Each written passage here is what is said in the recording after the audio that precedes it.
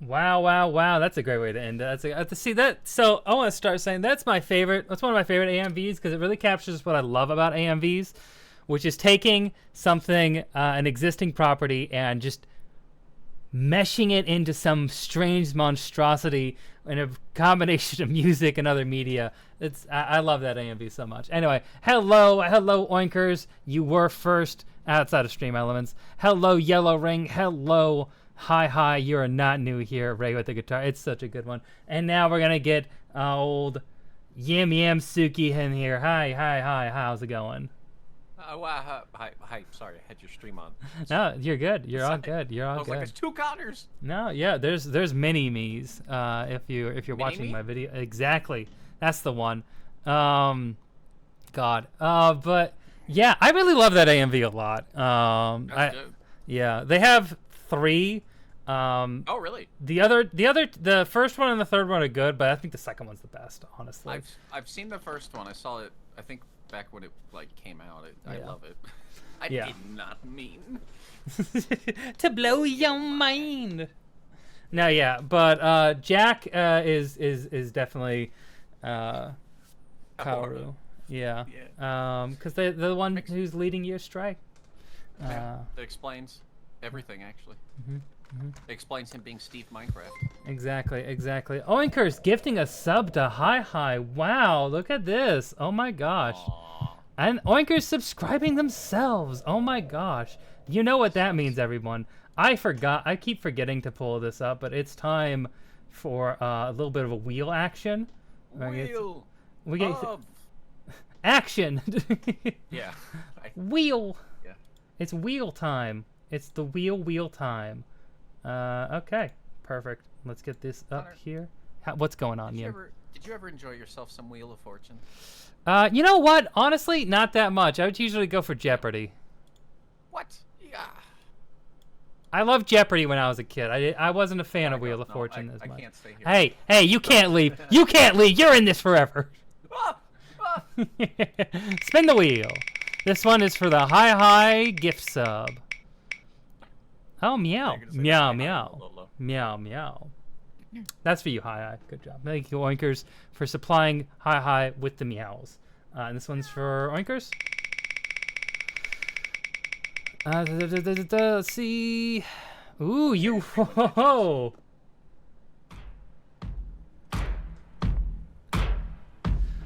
You ever been hitchhiking down a long and gruesome road and come across a demon with your best friend, and then your best friend betrays you for making off-color jokes about the former president of the United States almost getting assassinated, and then goes off to star in 2 horrible video game-related movies?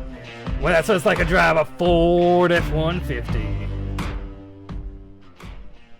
Kyle did nothing wrong. Anyway. No, he didn't. No, he didn't. He made a really tame joke, too. It's like, it wasn't even that bad.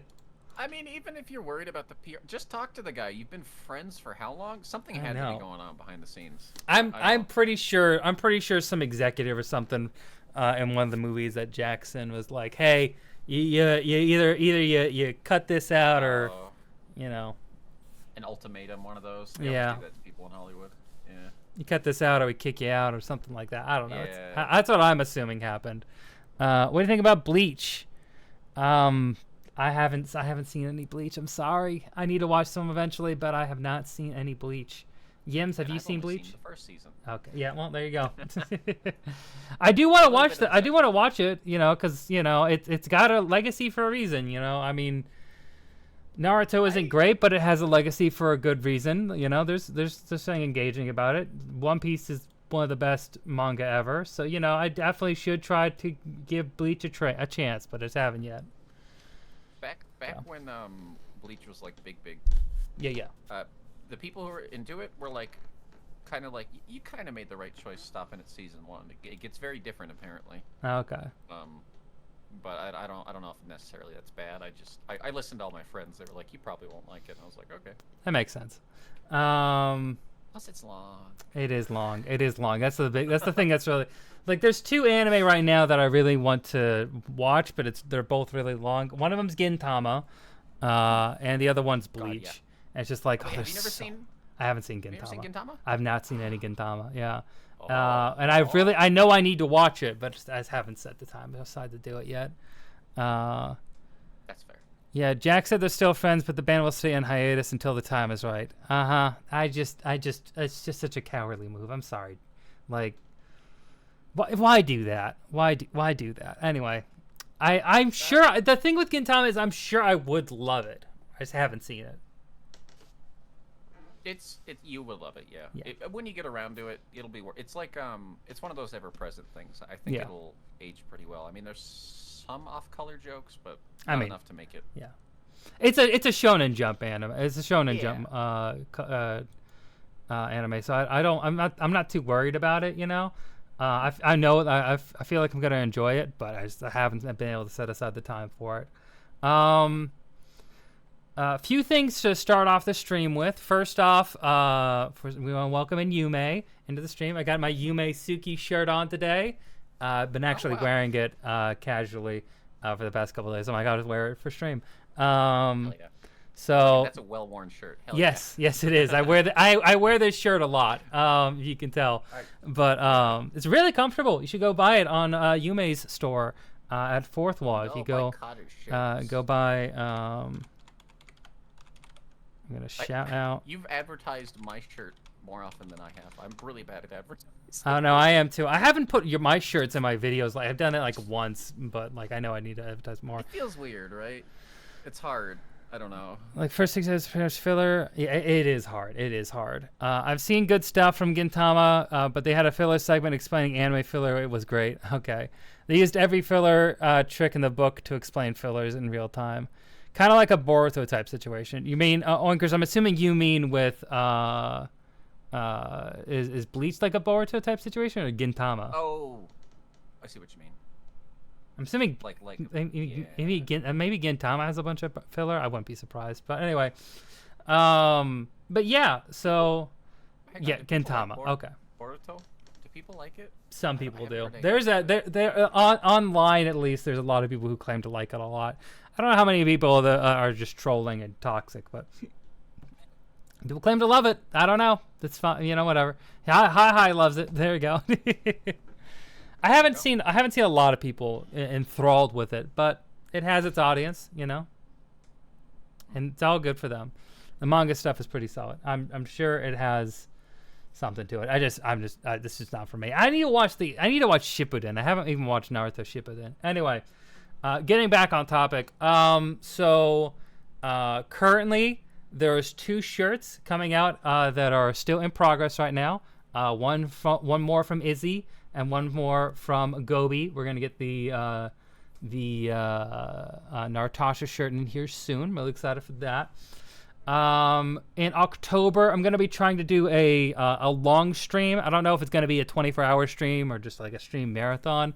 I'm going on my break. By next Friday is my last day at work till I go my 2-month break. So in October, I do want to do a long stream. Planning on trying to grind through or trying to play all the way through Undead Nightmare and maybe doing some other things with friends. I've been trying to get Neha to join. I had a good conversation with her yesterday about it, so fingers crossed we'll get her to join stream. And y'all behave when that happens, but it'll be fun. Anyway, and lastly here, currently still working on the Zoids Chaotic Century video. We're on the 9th page of that script. Haven't made a whole lot of progress this week, but we've it's a long script, and I feel like we're getting through the hard parts. A lot of the hard parts is just like summarizing the series in a way that's like not off-putting, you know, or just like a dump load of information, you know. I'm trying to get that to sound engaging. Yeah, I don't want to do that. You know, I don't want to give like, and then this happened, and this happened. This is trying to give like an overview that I can use with enough information that I can use to discuss what happens in the show without being too explicit. We're going through it. It's made progress. That's going to be put on hold though this week, as I'm going to be doing a couple videos about the season of anime that we've just had, and we'll get into that when we get into the preview of anime that we've just gone through. But keep an eye out. There's going to be some new videos from me soon, because I'm going to be taking some time to make some anime reviews, because I have a bunch of anime that I want to talk about this season. This is a really good season, and there's a whole bunch of interesting anime to talk about. There's a big one. Yeah. There's a big one. There's a big one. I'm excited. Yeah, so get excited for that, and then once I get all those done, I'm gonna be on break, so I'm gonna be able to put more time into finishing that Zoids video, and hopefully that'll be done. That should be done before the holiday season. I don't think it'll take that much longer, especially when I have more time. So get excited for the Zoids video. I'm really excited about it. It's coming along.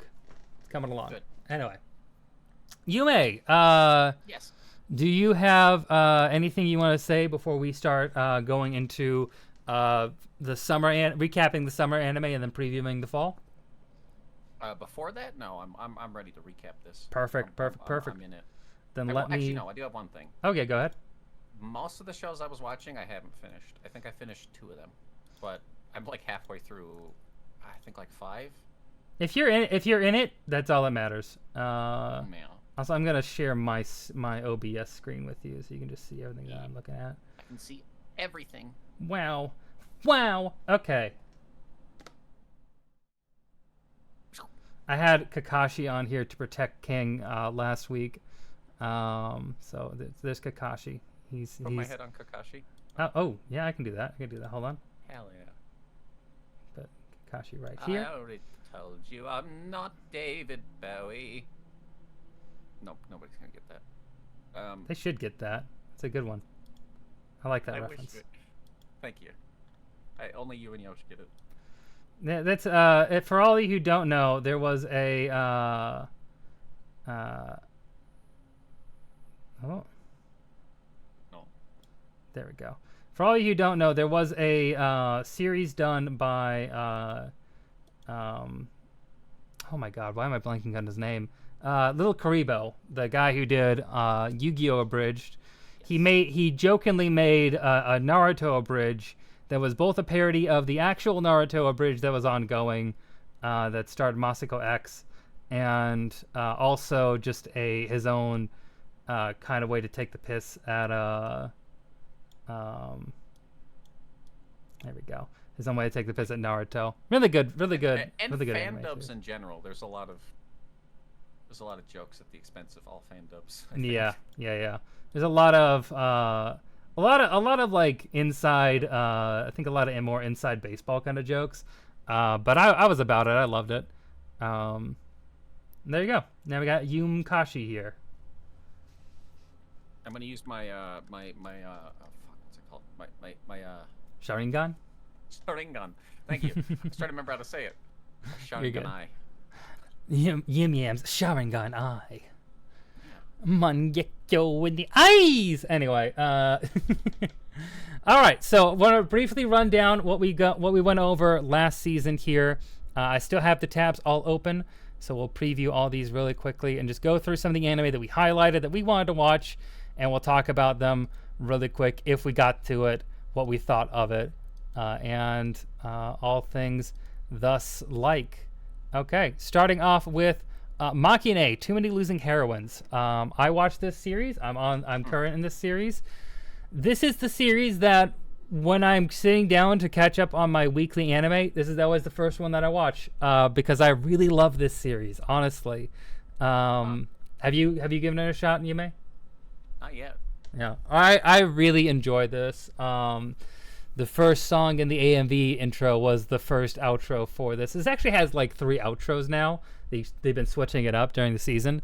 But this is A1 at their best. A1 Pictures is the studio, and this anime is beautiful, colorful, and a really interesting setting because it's like a little bit of a town that's like not been updated since like the 90s, you feel, or like the 80s. It's a little bit... like modern time, but it's like the town itself is old? Yeah, okay. yeah. The town itself feels antiquated in some ways. It's not like new, cutting edge, It's not Tokyo, right? Which reminds me a lot of where I'm from, honestly. Like if a lot of the areas in like the Portland area, you'll drive around it, you'll feel like everything looks like a bit older, like hasn't really updated with the times. And you still get that feeling a little bit from this too, but you also have a lot of really great main characters. It did not. It's a little ecchi at times. Not that much. Like it's like on the scale of ecchi anime, it's like a 3 out of 10. It's not that bad, except like one episode intro. The beginning of one episode of like episode 2 is pretty bad, but like outside of that, it's not that bad at all. And then you have the 3 main character. You have the main character, Nukumizu. Basic kind of main character. You know, not the most like colorful personality, but he is, huh? The picture they have for him. Sorry. Yeah, I know. Yanami is great. Yeah, I love Yanami a lot, and Yanami and Nukumizu's back and forth is the best, like the strongest in the show, and it's very clear the relationship these 2 characters have is very distinct from his relationship with the other 2 characters, Lemon and Chika. Lemon is a very athletic tan girl, and Chika is a very bookish, nervous character. And they all 3 of the female characters all have love interests who have rejected them, basically, and is them trying to get over that. And I think it's a really well done story that focuses on the characters themselves and not as much on Nukumizu trying to get his chance with them. You know, it's not really a concern at all. And they have a little sister character that is the least creepy of the entire season, which is a low bar, but you know what? That's great. I mean, there's literally a show about my life with my stepsister, right? There's so many. There's so many. It's a Dean anime. Yeah. He brought back the mentor character obsessed with One Piece as a Yu-Gi-Oh! Bridge joke in the, what was the arc name? I don't remember. The arc where Martin mocked 4 kids. Oh, I know what you mean. The one where they're in the virtual world. The characters in Makine are really endearing even when their Anna is nuts. The town is very distinct prefecture that memory serves. Like the mining museum as a telltale sign of the region. It's like, yeah. There's a lot of regional stuff that happens in anime where they try to very much ground it in a certain region and give you a lot of different landmarks of those regions. This is one of the things I really like about anime is that backgrounds are based on real places that you can go to, and you don't see that as much in other animated shows. The anime does this really well, where like Weathering with You is probably a great example. The Makoto Shinkai movie he did After Your Name, where a lot of locations in Tokyo that he did there are locations I had actually been to like a couple months before that movie came out, and it was really fun being able to like see all these different places that are real places. They feel very lived in. They feel very genuine. And the intro for the series also visits a lot of those places. You feel like you're in like a real town. You know, I think that's a really nice touch they have there. Yeah. I'm glad you ended up enjoying this show, because unless I'm misremembering, when we looked over it last time, it was kind of you were kind of like gonna hesitantly like check it out, maybe it's gonna be good, kind of thing. Yeah, I was concerned. But like the production values on it are great, and the characters are handled in a way that is very much caring about who the characters are as people. That's what I like. Good, make it safe to watch. I'm gonna have to watch it myself. Yume Kashi, OMG, I'm a big fan, says Cringing Crisis. I am using my Sharingan eye, and I know you're lying. Oh my gosh. I know. That's what it does. That's how it works. That's exactly how it works. That's how I'm the anime man, and that's how it works. But yeah, love this series. Probably one of my favorites of the season. I highly recommend checking it out. I don't know if I'm going to do a video on this one, honestly. I probably will, but not rushing to do a video on this one. But I love it a lot. So, good. Yeah. Next is The Elusive Samurai, a video. This is one I'm definitely doing a video on because I have a lot to say about this one. Have you watched any Elusive Samurai? No, it didn't stand out to me at all. Actually, is it Is it good? Is it bad? Visually, it's insane. Like it has some of the best. This has some of the best animation all season. Just started that one today. You just started Elusive Samurai? Yeah. There is some insane animation in this. Some beautiful animation sequences. The main character, I am going to butcher his name. Tokiyuki. Yeah, Tokiyuki. So Tokiyuki, the main character, is the Elusive Samurai. He is the son of a shogun who has been betrayed. His entire family killed in the first episode. It's very jarring.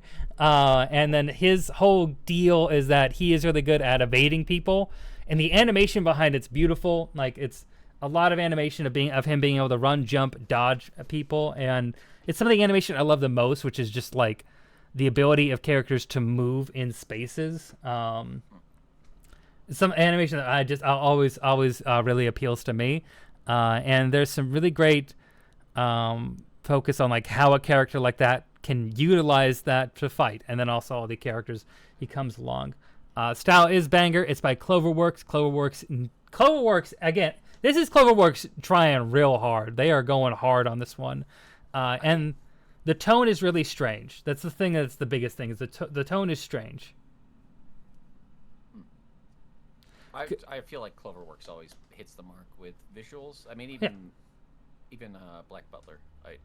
Whatever else you want to say, it looks nice. So Cloverworks one of the top studios out there, but like they go so hard on this one. This is a series that I felt like was going to be more kiddie and have more like a light vibe to it, which the first episode starts with, and then like halfway through the episode, hard cuts to his entire family being murdered, and like there's some gruesome stuff in there, like. The beginning of the second episode is just like, what the fuck? It does not hold back on the brutality of Tokiyuki's situation, and the brutality of, overthrowing a shogun. And it creates a very strange dissonance between this light, fun comedy aspect and the overwhelming brutality of like their situations. Kind of makes you feel for one thing I kind of actually like about that is that it makes it very clear that if he ever is not elusive, he is fucked. Like this world is brutal. They will kill him immediately. So I don't know. Good series. It's a good series. I have a lot I want to say about it because it's weird, but definitely want to recommend checking out. Though I don't think it's for everyone just because of its strange tone, but it's definitely one more. If you like it, you're going to love it because there's some really beautiful animation and just some strange storytelling based on a real story, but not very historically accurate. There's a lot of anachronisms in it. It's not trying to be historically accurate. It's just trying to tell a fun story with historical characters. Okay. Yeah. So, recommend it. Probably going to do a video on it. I just skipping through some of the episodes. The backgrounds are amazing. So yeah. I definitely want to take a look at that. You should. I mean, just if you just want, like, at least watch the first episode. I think the first episode is a great encapsulation of what the show is, and what the show does. The most recent episode that I saw had just one of the most insane fight sequences I've seen in a long time. There's some just incredible animation in there, all around. So yeah. Oshinoko Season 2. I haven't watched any of this because I wanted to binge it all. I'm not doing a video on this, but I do want to binge it all. I love Oshinoko Season 1, and I'm sure I'll love this too, but I haven't watched it yet. I have also not watched it because I'm also waiting to binge it, but I have read, I think, all of what the season covers, and it should be good. Yeah. I'm excited for watching it all in one sitting. Yeah, I'm excited for that too. Suicide Squad Isekai. Haven't watched it. Heard it sucks. I'm going to watch it. I did hear it sucks, but I'm going to watch it anyway. I feel like I can get some enjoyment out of it. Just, even if it's like a B movie type thing, Yeah. I'm hoping there's something there, and then I can be like, oh, I know that character. Tee-hee. I'm going to get HBO probably next month, and I'll probably binge it then, but not on the top of my list. I don't know. Watch it high. Probably. Yeah. Okay. My dear friend Nokotan. I am current on this series. It is goofy. Not my favorite. I like a lot of the jokes. There's one joke that takes up a very large portion of the season that I do not like, which is the main character's sister is very explicitly interested in their sister. There's a lot of that this season. This is one of the worst ones. I don't like that joke. It's very constant. I think it's a bland joke that I just wish would go away, but it won't. So. Yeah, I was kind of hopeful it would be good. I watched a little bit. To me, it just felt like it was trying too hard to be Nikikaicho. Yeah. There's obviously the funny memes from it. You know, those are. At least we got that out of it. But the songs, good. Intro good. I like what they do with the animation. I think it's funny, but yeah, it doesn't hook me either. I gave it the 3 episodes, and it didn't hook me. So. Yeah, I'm gonna watch it to the end, but it's definitely not one of my favorite gag animes. Does some cool things, but definitely not my favorite. A little disappointed with it, but yeah. Anime's kind of a genre that'll take a trope and bury it 6 feet under, and then another 6 feet in case you wanted more. Yeah, I mean, true. Yeah, it runs everything into the ground, but still, yeah. A lot of people like it, but I don't even know if they've... I'm confused if the people that like it actually have watched it, or if they just like the earworm of a song, you know what I mean? Yeah. I mean, the LP's great, you know. There's a lot of... There's some really cool... some good animation in it, some good reaction gifs you can get from it, but, like... It's not... You know, as far as gag anime goes, it's not one that, like... Konosuba will always make me laugh 10 times harder than Nokotan. I will say, you're correct. The amount of reaction gifts we've gotten out of this is pretty peak. No, that's probably the best thing it's given us. Yeah. Alia sometimes hides her feelings in Russian. Have you given this one a shot? No, but I decided to after you told me about. Well, I already kind of wanted to. Yeah. And then you sold it by mentioning the the Haruhi. Reference, which I thought was cool. Yeah. Dub for now, Alia does kill it. I've been watching the dub. I watched the dub. I'm current on sub now, but I caught up by watching the dub. I like this series a lot. I loved how the end of episode 4 had used the Hara Hara Yukai. I thought that was really fun. The series overall, the main protagonist Masachika and Alia, I think, have a really great relationship, and I love seeing them bounce off each other. I think Masachika is one of those rare main characters in a love interest in an anime that actually does have his own distinct personality, wants, needs, and reasons for being who he is, which seems basic, but it's not an anime, so it makes the anime that much more interesting. Biggest problem is incest. Back to the same thing I have with Nokotan. One of the main characters is Yuki, love interest, and also explicitly his sister. Oh, well, are they like step siblings? No. Oh. Okay. Literally blood related. They make a joke about how they make a joke really early on that people who do step siblings are cheating. And you have to do blood relation here. They don't have the same name, so it's like sure. But so the thing behind it is that the way the show plays it off is Masachika not interested at all in his sister, constantly tries to move away from anything that she tries to flirt with him at, and Yuki always couches her flirting with her brother in ways that she is living out her fantasies from how much of an otaku she is. But no actual person is like that. That's not a realistic character trope. It's not a realistic character thing at all. If you've had a sibling, not a realistic thing you ever would think your sibling would do. It's just bullshit anime nonsense. And I don't care what kind of in-universe reasoning they use. No character is like that. No person is like that. It's not funny. It's not engaging. It's just cringe. It's just a cringe thing to do. I don't like it. There's a scene where she like explicitly sets it up so that her brother walks in on her, and she is like, "Oh no, you've seen me," and then he calls her out that she set it up so that he would walk in on her, and it's just like, why would you do this? Why would you do any of this? It's distracting because the main relationship is really good and really well set up. And there is good things that are set up with his relationship with his sister, if they just didn't add in the whole thing where she wants to bang him. Like, just why are you doing that?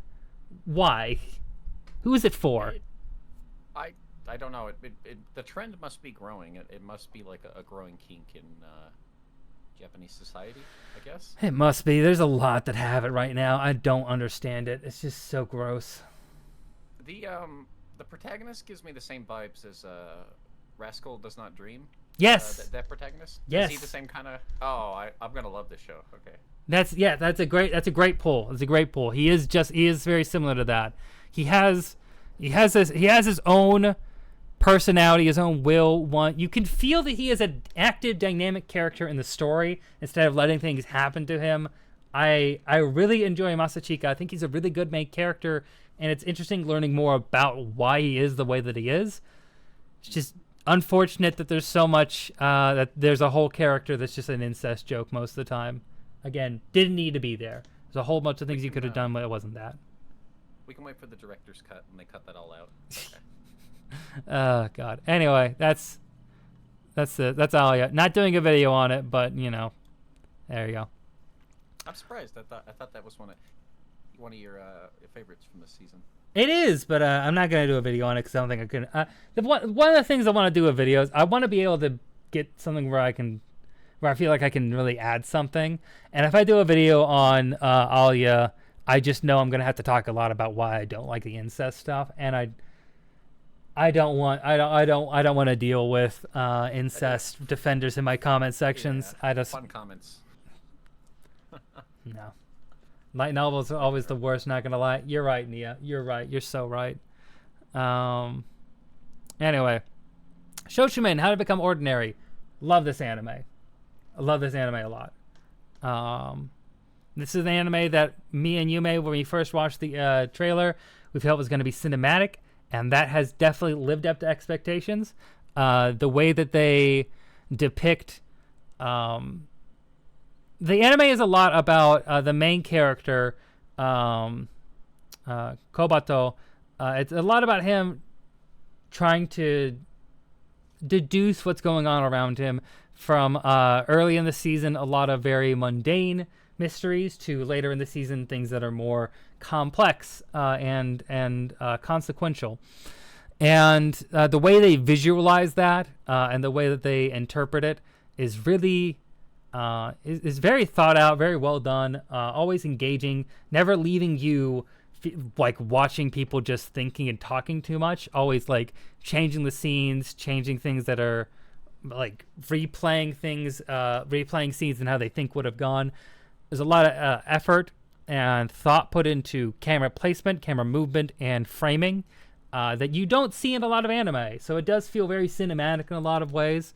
And I love the relationship between these two characters is actually perfect. It's one of my favorite back and forths in anime right now, because I think this is one of the better will they won't they's I think out there, because these two characters are always with each other. They don't seem to have any romantic interest, but you can definitely feel like there's something more to their connection, and maybe why they're connected in the way that they are, that it hasn't been explained yet. But I love this anime a lot. I think shows like these specific kinds of anime, this like mystery, like it's a summer, it's October, whatever. There's mysteries to solve. That your youth, blah blah blah. There's a partner duo. They're always good. I feel like the character dynamics in these kind of shows, is these mystery thing. It's always peak for me. Yeah. Because they don't focus on. They don't force unnatural relationship dynamics, because there's this whole, they're dealing with other people's problems. So you see their relationships between, like with how they deal with other people, you can see how they feel about each other. Yeah, exactly. I like There's definitely a lot of thought put into their characters and how they react and deal with their situations that they're in, and how they are trying to become ordinary, how they're trying to become better people. I love the idea behind this series, and I love where it goes. So I've really been into this one. Also, Nia, I have not seen Natsume. I want to watch it. It's on my watch list, but I haven't seen it yet. I've heard that Natsume is a lot like I got when I did my my Mushishi video. People brought up Natsume a lot for some reason, so I put it on my list. And I'll watch it eventually, but I haven't seen it yet. Wait, hang on. Oh, this show. I heard the same exact thing. I'm gonna tell you. I don't recommend it. I don't like it. Really? Okay. Personally, I somebody recommended it to me as, like, just like Mushishi, and I went into it expecting that. It did not hit the same, and it made me not like it. Yeah. It felt very different in tone. That makes sense. It was okay. I didn't get hooked at any point, so I didn't hate it, but I don't recommend it because it's really long. I feel you. I hear you. I see you. I'll probably try to give it a watch, sure. But that makes sense. I'm pretty cynical when it comes to stuff like that. I don't know. Something just, if it doesn't hook me, I can't. No. I don't know. Very valid. Very valid. We all have our lines on how things are going to grab us and interest us. Also, so yeah. Good luck with 7th season, but it's really calm. It didn't hit the same. Yeah, 7 seasons. Yeah, my God. There's 74 episodes, and then there's some OVAs as well. That's not too bad. I've watched series like that. Yeah. Still, it's gonna be a lot. Okay. No longer allowed in another world. This was an anime I wasn't super sure on, but I have stayed up to date with it. There was a period at the beginning here where I wasn't sure on this series, but I think by like the 4th or 5th episode, I really bought in on the series goal and what the series thought process is. This was one that I was very unsure of at the start, but I like it. I don't know. Have you watched any of this? Do you know anything about it? No, I don't even remember it catching my eye when we did the review. Yeah, so Asume, the main character is based on Asumu Dazai. Yeah, anyway, he's a they don't call him that in the series. They just call him Sensei. He's also the main character of Bungo Stray Dogs. Actual person who committed suicide. Yes. In the series, right before he commits suicide, he gets hit by a truck. Because this is an isekai parody, basically, and takedown of isekai. So he tried to kill himself with his lover. Then they both get hit by a truck, and he wakes up in another world by himself. And he determines that he is going to find his lover again, so they can commit suicide for real this time. But the entire time he's doing it, he is very much annoyed by the whole situation. He does not like where he is and does not like the world that much. He very much saves from being like too much of a downer character, but he very much, isn't about being in an isekai. He gets headaches and migraines from like the level ups noises that he gets, because it's also like a video game isekai, and he hates that. He's a pathetic main character, and I love that. He is like, if you like your man pathetic and wanting to die, then this is one for you. I love this guy.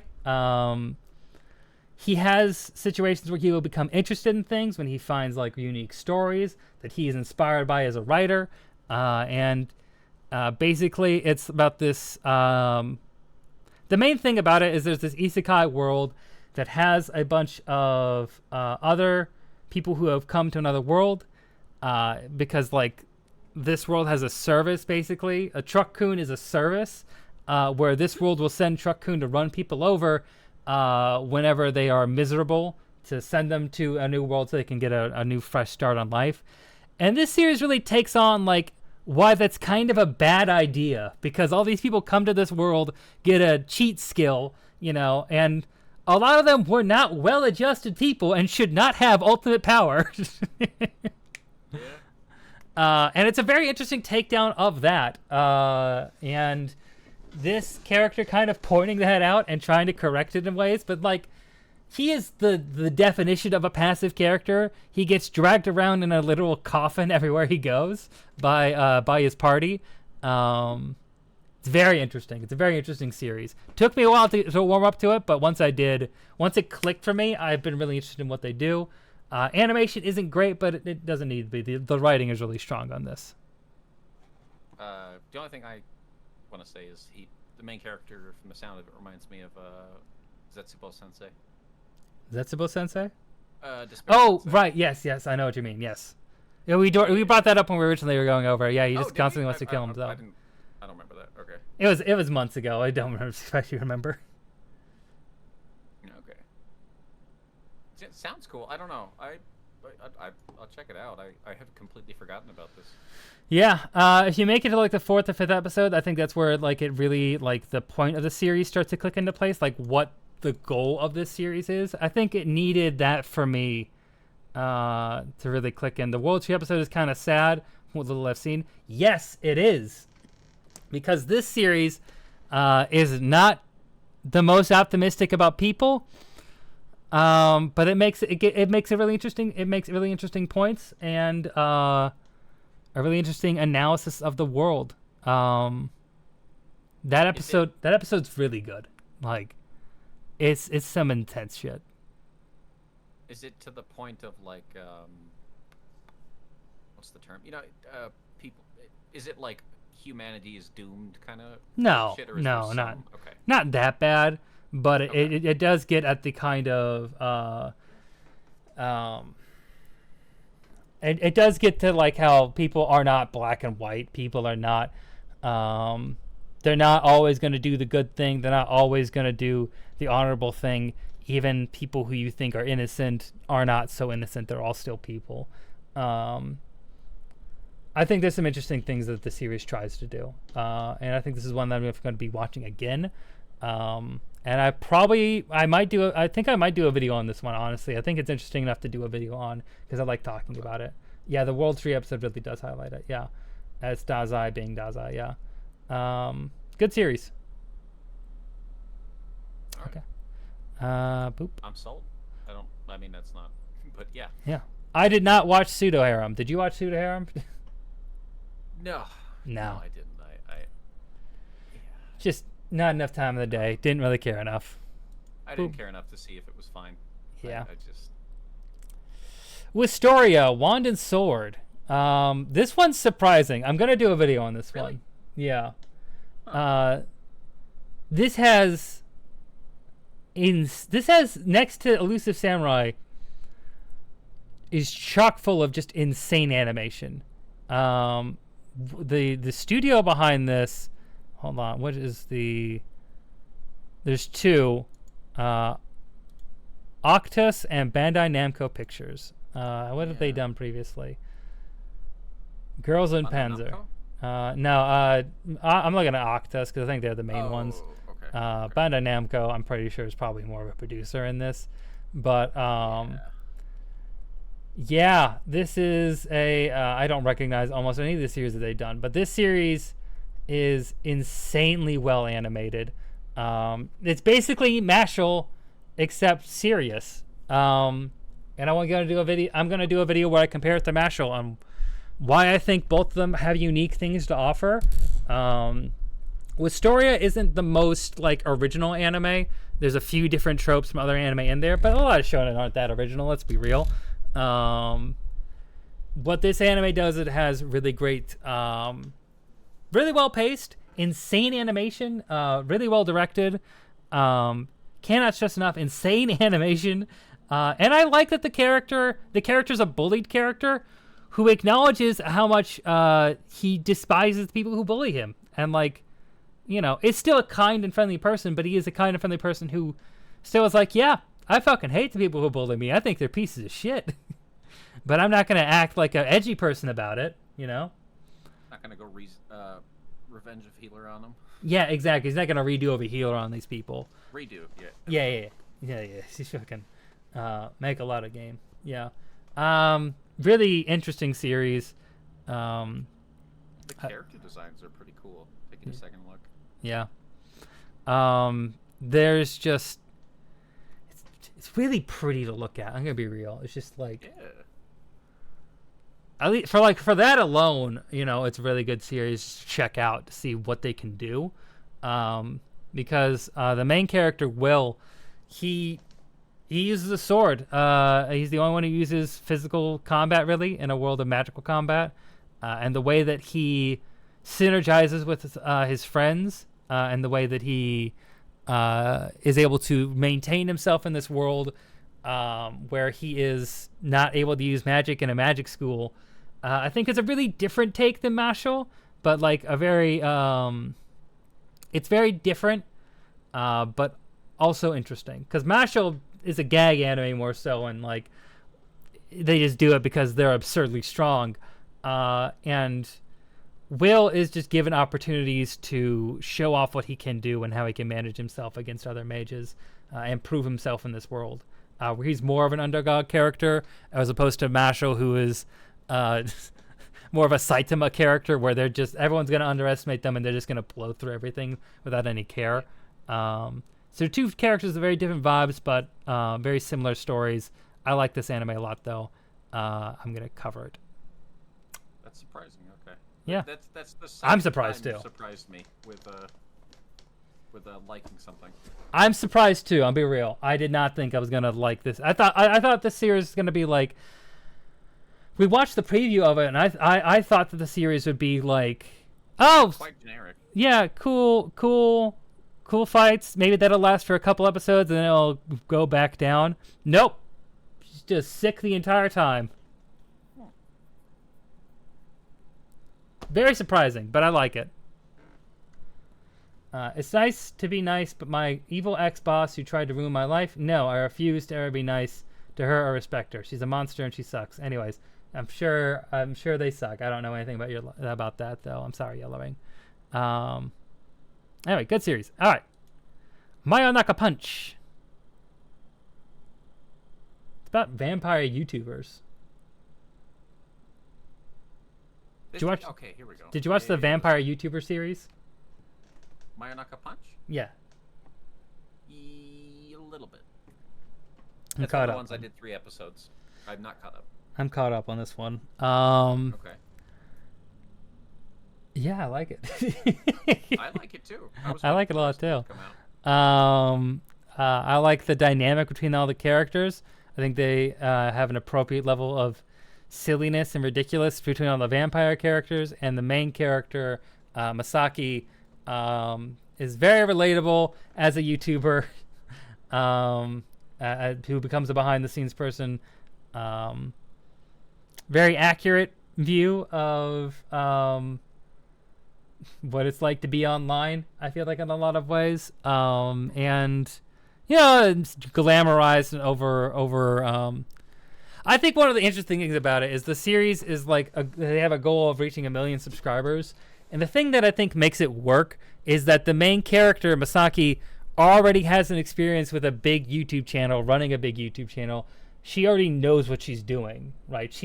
Our main character is the experienced one who knows what they're doing, doesn't need to like learn anything. They're not new, starting out, are idealistic. This whole group starts with someone who is experienced and knows the industry. And so it makes it a lot more believable that this group of weird, wacky little weirdos is able to do the things that they do. So it cuts out it being the absurd premise a little bit, making it a little more grounded, making sure it's understandable and like believable. Still absurd, but still believable. And it's really well animated. It has a whole bunch of ridiculous scenarios. It's a cute girl to do cute things anime with vampire girls who are uncouth and quite well designed. You brought up the main point I wanted to make, which was the animation and the art. There's some there's some really good like short animation segments in the show. Mhm. I don't know how else to explain it. Like, there's like an occasion where what's her name? Live? I'm not. Live? No, not live. There's some good stuff with live. Live has a lot of good stuff. No, the purple hair lady. Fuck. Tokage? Yes. Big boobies. There's one scene where they're all like sitting down to eat, and then she gets like upset, and there's this like, whole shift in the animation style. I don't quite remember, but I don't know. I like it. It's well done. Yeah, well done series. Was waiting for the rest of it. I always do this. I watch 3 episodes and then I wait till it all comes out. I totally get it. I do a lot of that too. It's normally how I handle things is binging it, but I've been trying to keep weekly this time since I haven't been working on videos actively outside of my writing. So this just keeps me engaged with the anime while I do that. But yeah, I like Mayonaka Punch a lot. I'm not going to do a video on it, but I might do some TikToks on it. I like this series. Also, the relationship between Masaki and Live. Live really is into Masaki, like really, really into her. And I think that dynamic's really cute. Yes. They're funny. They're funny characters. I'm hoping. I doubt it, but I'm hoping. I'm only on episode 3. I'm hoping they, go more into that maybe, but I doubt it. So. Yeah, I don't know if they will, but it's at least fun to see. It is. Yeah. All right. Also, Senpai is an Otonoko. Go. Oh, go ahead. Haven't seen this series. Have you seen this? No, I was not really interested. Yeah, same. Eh.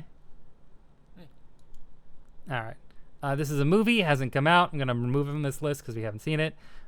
Spice and Wolf remake. It's really good. Check out the Spice and Wolf remake. Yeah, it's really good. I'm just scared to watch it. I don't know.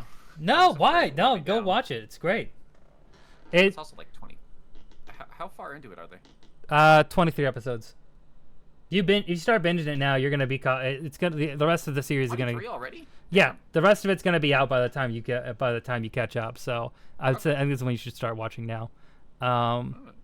It retells the story. It tells the story of the Spice and Wolf light novel more accurately than the original anime and better paced because they get through a lot of the content that was covered by the previous 2 seasons really quickly. There's a whole well, not really quickly. They get through it at a reasonable pace where you feel like they properly explore the series. You don't feel like they're rushing it, but you feel like you get enough.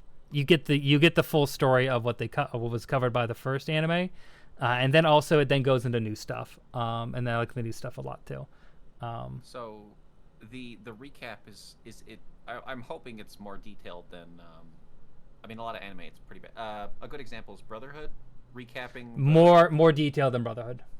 Okay, because that recap at the beginning of Brotherhood is really bad. No, it is. So this one, it's just like most of the series. Most of the season is dedicated just to, going through what was covered in the first anime. It just tells it. It doesn't feel like it's dragging itself out, but you still get all the exact same beats, all that are given their time to breathe, and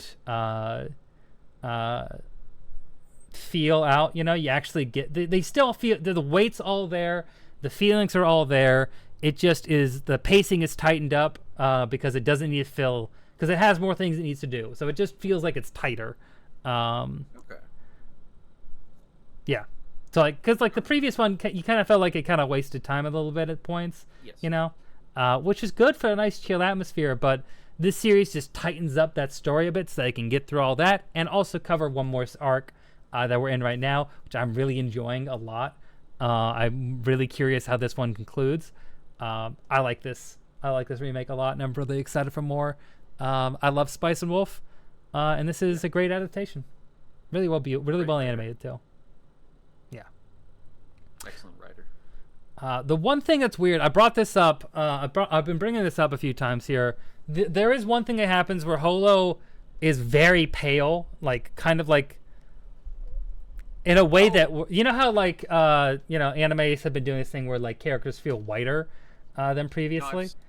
I've seen the comparison images. It's really weird. Yeah, so I was a bit concerned about it. Here we'll watch it. We'll see a little bit of it here. I was a bit concerned about it, because but like most characters feel pretty normal, normally animated. It's just her that feels like she has this like very pale look to her, and I kind of feel like it makes sense because it sets her apart from everybody else. Like she's supposed to feel different than other people, and she's a god, right? She is not like other people, and I feel like that gives her that makes a lot of people's like immediate attraction to her or like attention being drawn to her make more sense because she is kind of strange and divine. Divine's a great word for it. She has this kind of otherworldly quality to her that I think is really interesting. So this is one of the rare examples where the pale version, the lighting, the lighting up of her features, I think makes sense. Yeah, she has an aura.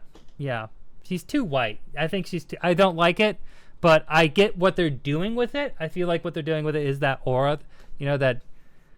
Like the angelic glow kind of thing. Yes, exactly. I did post a comparison image I found. Yeah, in the ice cave. Let me pull that up. It's kind of jarring if you look at the different art styles between the two, but it is very jarring. From anything. Isn't it weird? Yeah, I mean, this is one of those situations where she was never a darker character, so it's not as bad as like other series where like they lighten up Casca from Berserk, or they lighten up Usopp in like the previews for the new One Piece series, which they're character sheets, so maybe it's not going to be like that. But still, it's not. She's not a POC character, so it's fine. But it is just weird. It's just weird. Yes, happens a lot in anime these days, especially if you watch the original. Yeah. This is another one of those instances of like the I don't know. You could see about the problems of like newer anime, where lighting just feels very flat in a lot of ways. I like the series overall, but this is one of the instances of like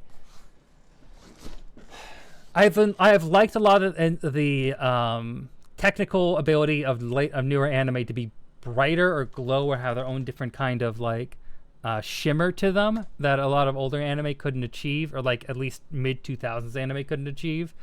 But there is also this very much a lack of darkness and like grittiness and more realistic lighting in a lot of scenes where like every scene feels a little bit washed out. It's not that big of a. This is more of a nitpick than anything else, but it's a thing you notice. It's noticeable. Yeah. I mean, like right there, that the frame you're on's good with the bars. That I feel like should be a bit darker. I don't like behind him to draw more focus on. Yeah. What's going on there? I don't know. I agree. Yeah. Just like scenes like this. This is indoors, but it's just. I feel like there should be more. Looks like they're in a courtyard. Yeah, it should be a little more gloom around them. A little bit more dim, because everything's lit by candles and some light coming in the windows. I feel like it's done well in some scenes. That's pretty good. Right there with the fire. Yeah. But that's because I guess they probably saved the budget for these scenes between Holo and yeah. God, what's his name? Kraft Lawrence. Lawrence. Yes. Yeah. Thank you. So they do it sometimes. There's some scenes where it really works, but most of the time it's not like that. Yeah, I don't know. And it feels like, again, even this, it feels like there could still be some more grit to it that you would get in the older anime, but There's some detail in the background there. I don't know. Yeah. The wall. Yeah. But anyway, nitpicks overall, good. I'm really excited by the remake. I am excited for more after it. I love Spice and Wolf, and I'm really happy that we're getting more Spice and Wolf. Yeah. Yeah. And that's the recap of the summer anime. I did not. Oh no, there's still one more. Oh, which one? There's a Code Geass. Oh yes. Where is it on here? That's a Yeah, I mean, that's a net I feel anime. the need to I don't know, because it's important to me. It's a lot of what got me into anime was the original. Here it is, And Code Geass. Yes, and I really enjoyed Oof, Bakugo, which not I a know lot of great, people didn't. not a great rating on there. No, it's a very, it had a lot of potential. I will say, if you enjoy the world of Code Geass, and you're hoping that you're going to get some more details out of this interesting alternate future, what the effects of everything from the first thing would be. Yeah. You don't really get that. It's not really a spoiler because it happens in the first episode. Immediately we're back to terrorism, and it's only like 2 months later. Oh God. And it's just a lot of there's a character who's just Colin from the first thing. There's a lot of weird choices. The last like 3 episodes feel very rushed, and the ending is extremely unsatisfying. Spoiler, I don't want to do it, but it's really. Lelouch is in this? No, he's in it for a brief cameo. All those Okay. characters are not in it. They Okay. show up. They show every character from all the spin-offs for at least a couple seconds. Cornelia actually has a role, and Kaguya has a role. The rest of the characters are just like, oh look, it's these characters you like. It's really weird. It feels forced and not good. But there's some interesting stuff. There's some interesting like groundwork. But the 13 episodes or 12 episodes was not enough. I don't know. They should have waited till they had a bigger budget. I feel like this has kind of killed any potential for more Code Geass. That's unfortunate. I've heard I have not heard the best of things about this series. A lot of people hate it. I like it enough, but it could have been better. Yeah. Well, that's unfortunate.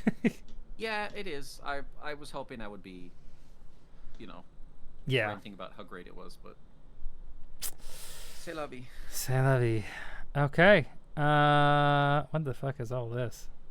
Anyway, on to fall 2024 anime. Actually doing what we set up to do here. I have not looked at this list. The one thing I knew about going in was Dan to Dan. We'll look at the previews for that. Wait, really quick. One more. Nier Automata. I did not watch it yet. I'm waiting for it all to finish. That's okay. Okay, go ahead. Okay. Yume brought this up right before. I forgot this is happening. We're in ReZero Season 3. Excited to talk about that. Uzumaki, this is 4 episodes, long awaited, finally returning, finally coming out. This is going to be interesting. Shit, Connor, one more thing. Okay, what is it? I'm so sorry. There was a fucking Rick and Morty anime. I'm not talking about that. I just want to mention it. Why? What? I'm gonna pull that up real quick because I want to talk about this. Isn't that such a weird? I'm gonna talk about this real quick. It's just Yeah, go. Yeah. So here, Rick and look at the animation.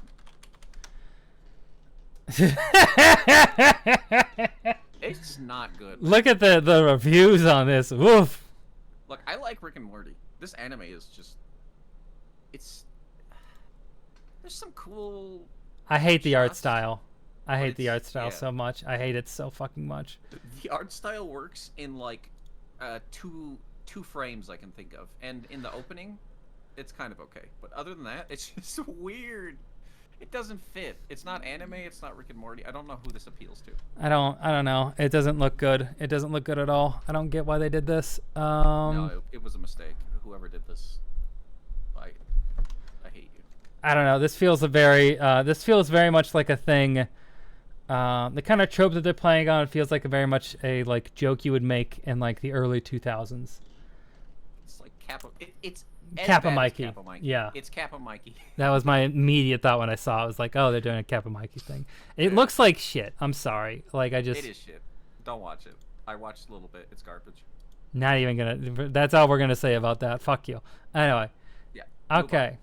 All right. So we're gonna pull up all the anime we're gonna talk about here. I'm gonna skip Blue Lock season 2 because I didn't watch it. I didn't watch Blue Lock season 1. I have not seen Seri Gensuki Spirit Chronicle Season 2. Didn't watch Season 1, so that activated my Siri. Also, I got a new phone. I got an iPhone 15. Anyway, that was nice. Sniped a good deal on it. Anyway, Arafureta from Commonplace to World's Strongest Season 3. Never heard of the series. Not talking about it. Bleach 1000 Year Blood Wars. We talked about at the beginning. I have not seen Bleach. I have not seen it. Is it wrong to pick up Girls in the Dungeon? I keep trying to watch it, but I can't get like more than a few episodes in without dropping it.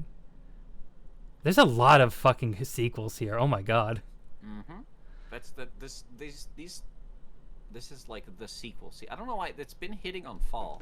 The past like 2 fall seasons we've previewed, it's always been sequels. It's really weird. And this is one where I just haven't seen a lot of them. Gun Gale, no. Shangri-La Frontier. I've heard a lot of people rave about Shangri-La Frontier. Haven't seen it though. Blue Box. Let's watch. We'll look into that one. Blue Exorcist. There's a sequel to Blue Exorcist? Yeah, but add that on there. I like. We're gonna add that. Yeah, we're gonna talk about that. Dragon Ball Daima. That's an interesting one. The last work of Akira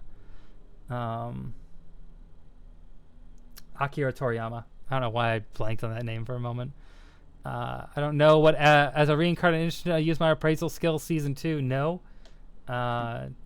Forbidden Deductions. No. I remember previewing season 1 of this. Still meh. You Are Miss Servant. I don't like that. I don't like that title, but we're gonna look into it. 365 Days to the Wedding. Huh. Oh, hey, look, Natsume. Do you think that'll end dramatically? Wait, what? Natsume season 7's on here. Yeah. Oh, there we go. I'm good. All right. Yeah. We'll skip it for now. Ooh, Ranma 1/2 reboot. Oh. I'm excited to talk about that. Actually, I've had some thoughts about that. I wanted to go into. It's gonna hit nowadays. I'll Become Villainous, Who Goes Down in History. They're remaking a lot of her shit because they remade Yatsura Yatsura also. And they're remaking Ranma. Count Down the Days. Yeah, I mean they're classics. What is this? What is this theme? What? Which one? Themes for Ranma 1/2. Martial arts, school, magical sex shift. Yeah, I mean that is what it is. It's a gender change. It's a gender swap, kind of. You know what? The Sure, power that's trans people wish they have, yeah. or gender fluid people. Yeah. Yakuza Fiance. Okay. That sounds cool. I don't even know what that is. Tying the knot with an Amagami sister. I don't know what that means, but we'll look into it. Rurouni Kenshin Season 2. Don't support it. Anyway. Well, 7 Deadly Sins. Oh, there's still more of that? Yeah, they made a spin-off series. And it's in its 2nd season. I couldn't even finish the original series. They keep pumping that stuff out. Oh, no. If my wife becomes an elementary school student... We gotta cover that. We gotta cover that. That has to be that's like explicitly wrong. All right. We'll get into I it. guess not, but we'll get into it. It's interesting. Oh. I heard a little bit about this. Demon Lord 2099. The duo Danzo conquers the Dragon Emperor. Oh, that sounds so generic. It's by JC Staff. I'm gonna skip that. I don't care to learn about it.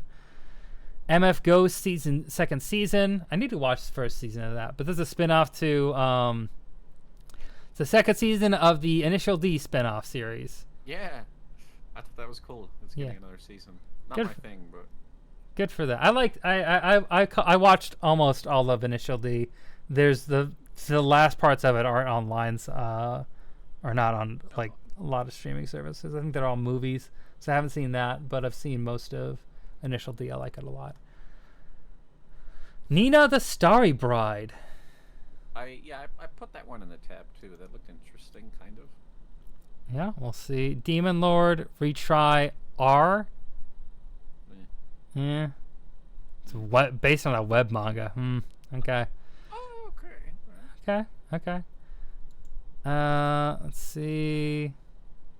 Let's see. I attended an all guys mixer. Is this?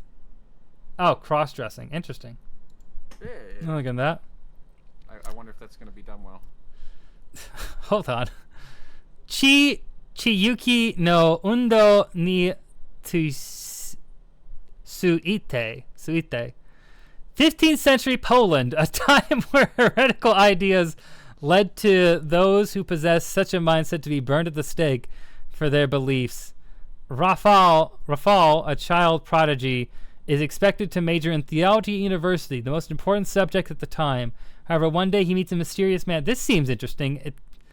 An anime set in 15th century Poland. Okay. My initial work, I'm thinking it's going to turn into a Tanya the Evil situation, but it sounds cool. Could work out. Could work out. The most notorious talker world runs the... Okay, we'll look into it. Okay. Oh my gosh, there's so many. There's so many anime. We're getting down to the end here. There's a Cloverworks movie too, which might be worth looking at. We'll look at that, yeah. I'm just going brief looks over all this. Not super engaged on a lot of these. Idol stuff, no. No, the second season, slice of life anime, comedy anime. Slice of life comedy. Comedy. Kamen Rider movie. Fuck yeah. Of course there is. Oh! Beastar's final season. What? I didn't see that. That's not on... Wait, did I skip over that? Yeah, it's in the O&A section. Gundam movie. Well, I'm not going to look at that. Duel Masters Lost. No. And then movies. Hold up. How are they going to do the final season? There's so much left in the Okay, never. We'll get to it. Yeah. Oh, Gintama. There you go. Yeah. I thought that was a funny coincidence, huh? Yeah, they're both Gintama and Natsume are both in here. That's crazy. What was the other one that was supposed to check out here? What was the other movie? Oh, there was a Cloverworks one and a Kamen Rider. Oh, here it is. I just was excited because I like the new Kamen Rider stuff. Okay, good. All right. Let's. But we have our list here. We're gonna go through all of these. I must go to bed now. Take care. You go to bed. You enjoy that bed. Bed is a time that you must enjoy. I thought you were saying that to me. Well, time for me to go to bed. You may cover all this for me. Yeah. All right.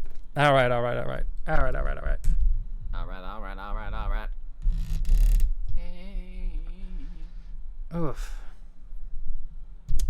We got one viewer and they're gonna enjoy it anyway. Oh my lord. Yeah, I know. They're Connor lurkers. Hi. Lurkers. Yeah. Well, I mean, this tells me one. Anyway, it's fine. We're all good. It doesn't matter. Okay. I'll use my Sharingan eye on them. Oh my god. Yoshino Soome would have been a normal high schooler if not for the fact that she is the granddaughter of the leader of the Osaka-based Soome Group, the Kansai region's largest Yakuza organization.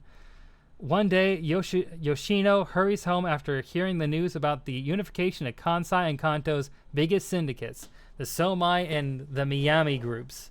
This, according to the article, will result in a marriage of the leader's grandchildren, one of whom is Yoshino herself. Despite her best efforts, to annul the arrangement, Yoshino has to go to Tokyo to visit her fiancé, Kirishima Miyami, who is unexpectedly nice and caring. Okay.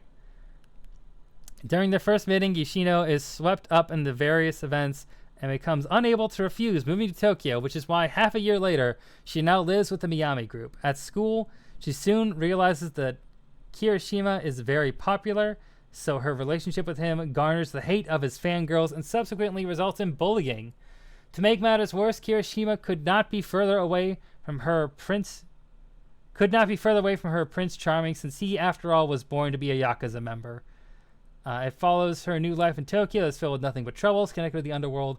However, though she wishes to be as far from it as possible, this is her first time dealing with the world of the Yakuza. Okay, interesting. Let's see the trailer for this.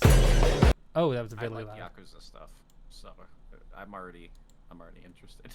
Yeah. It sounds interesting. So they're both high schoolers. It sounds like who are arranged to be married. It's high level Yakuza. Let's see. Okay, good. All right. Kick back. Here, unhook my chair so it actually goes all the way back. There we go. Oh yeah. All right, let's see what this is like. 今確信したよ。吉野と結婚できる男なんて俺しかいないし、俺と結婚できる女なんて君しかいない。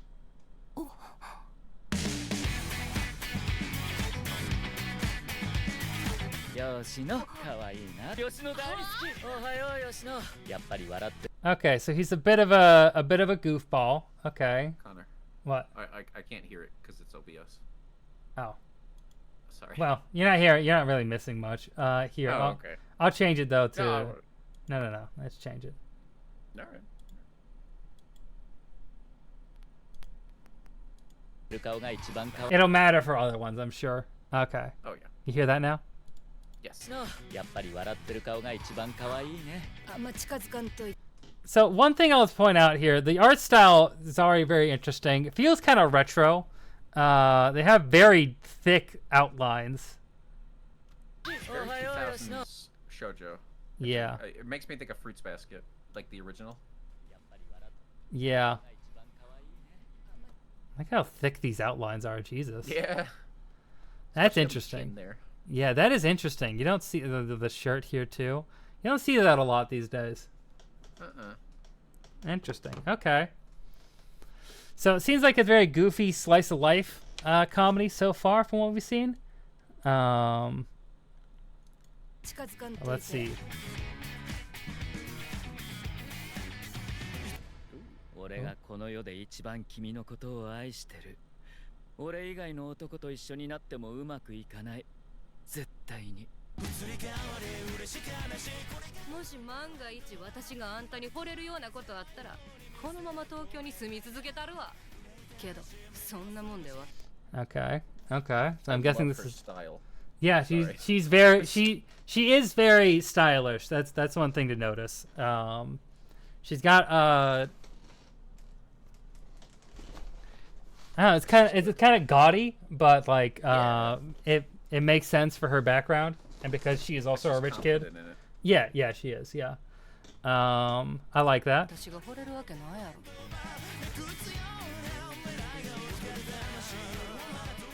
吉野のこと頼んだぞ。あの人は俺のもんでもお前のもんでも。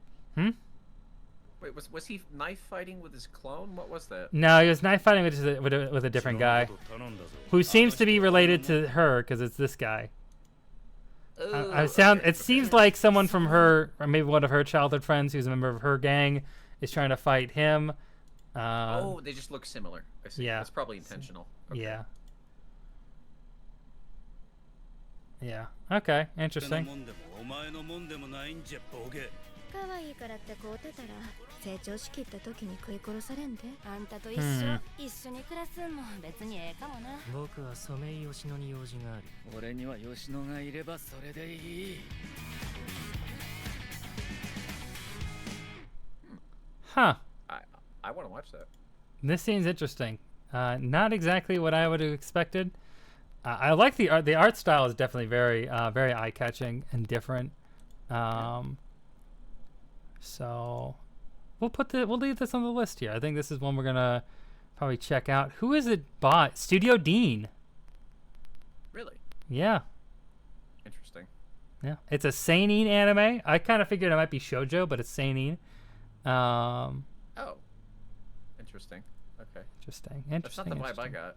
Not really me either. So we'll see We will see about that. Okay. Next anime is Tying the Knot with Amagami Sister. With an Amagami Sister. Okay. What's an Amagami system? Is it, wait, hang on. Oh, I think it's like a shrine maiden. Maybe. Maybe. Okay. Yoru Kamihata has had a rough start to life, but plans to forget it all by achieving his dream, matriculating into medical school. That's a weird word. Okay. to use. But when he arrives at his new foster home, a working shrine, his dream of a quiet place to study goes up in smoke. Not only will he be living with 3 beautiful, lively Amagami sisters, but he learns that he must marry one of them to take over the temple. Oh my. Oh, a love square. Harem anime. Okay. Yeah. By Drive. That's interesting. Okay. Let's look at the preview for this one. What has Drive done? Here, I'll Look pull up that a up. list. I don't recognize the name. Drive. You may know them from Konosuba. Oh. God damn it. Yeah, of course. Okay. And also Uzumaki and To Your Eternity. Oh, I forgot they did To Your Eternity as well. Yeah. That's been pretty good adaptation. Yeah. Hold on. I'm going to stand up for a second to stretch, and then we'll watch this. Yeah. This one, I'm not... It's a harem anime, so I'm already kind of iffy. I mean, look at this freeze frame here. I think something intentionally sus might be happening. Yeah. I mean, doing Shrine Maiden stuff, too, it's already very much like you're going for... You're trying to appeal to a certain kind of gamer. Or, Yeah. well, not gamer. A certain type of guy. A guy. It's a demographic. Yeah. Somebody's really happy this is coming out. Someone is, yes. Somebody is really happy about this. Alright. Alright. Let's give this a try. Alright. 神様に願う人をつなげる No それ captions. が私たち巫女の役目だから You could try the 少しでも YouTube みん ones. なに They're 神 always... 様の加護がありますように Nah, there's none. お前も毎日神様に祈ればきっと願いが届き奇跡が訪れるだろうバカバカしい。いくら祈ったところで願いなんて叶うはずがない。 Yeah! 不届き者めが俺は神様になんて頼らない。そんなもの信じない主義なんだよ。 This is our main character. Oh, I thought he was main character's best friend. That's the main character? Yeah. Yeah, it's the one. He's the one in the promotional image. He gives me absolutely no energy. Like, he doesn't have... well, that's not fair. I can't understand what he's saying. 確か高校 No, I get you though. I get you. じゃあ私の方がお姉さんだ神社に住まわせるのはギリギリ合格ってことで Each of them has a red ribbon, 年下ですし which I feel like 漏れなくは probably is like a red string of fate kind of thing. I don't know. Don't know what that's about, but they all got one. That's kind of cute. I don't know. Yeah. That's a fun... a dress code, I guess? I don't know. Yeah. 甘えちゃいますけどね君はその程度のことで弱音を吐く人間なのかしら。いいやつなんだよブリューはブリューさん、あなたには将来うちの婿養子になってもらい、天神神社を継いでいただきます。 Oh, that's where the budget went. Yeah. Hey! 縁結びとは人と人とを結ぶもの。 It does look pretty well animated. Some of the shots. This scene does right here. Yeah. That's a beautiful landscape. Look at that. Yeah, that's gorgeous. Yeah. So is 人 that. の数だけ縁はある。星の降る春の夜降り注ぐ星の粒を浴びれば Yeah. 願い It's 叶 got some looks. Okay. It looks like most of the episode is going to be kind of medium budget, and they have some high hitting points. Yeah, that's what it feels like. Definitely. うの目の前にある景色は奇跡みたいに I'm gonna be honest. I don't care about this show. Is it? Is it based based on a visual novel or something? Because that's the vibe it gives me. Based on a manga. Oh, okay.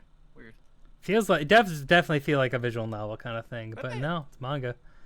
I don't know. A harem stuff isn't really for me, and this one feels pretty antiquated.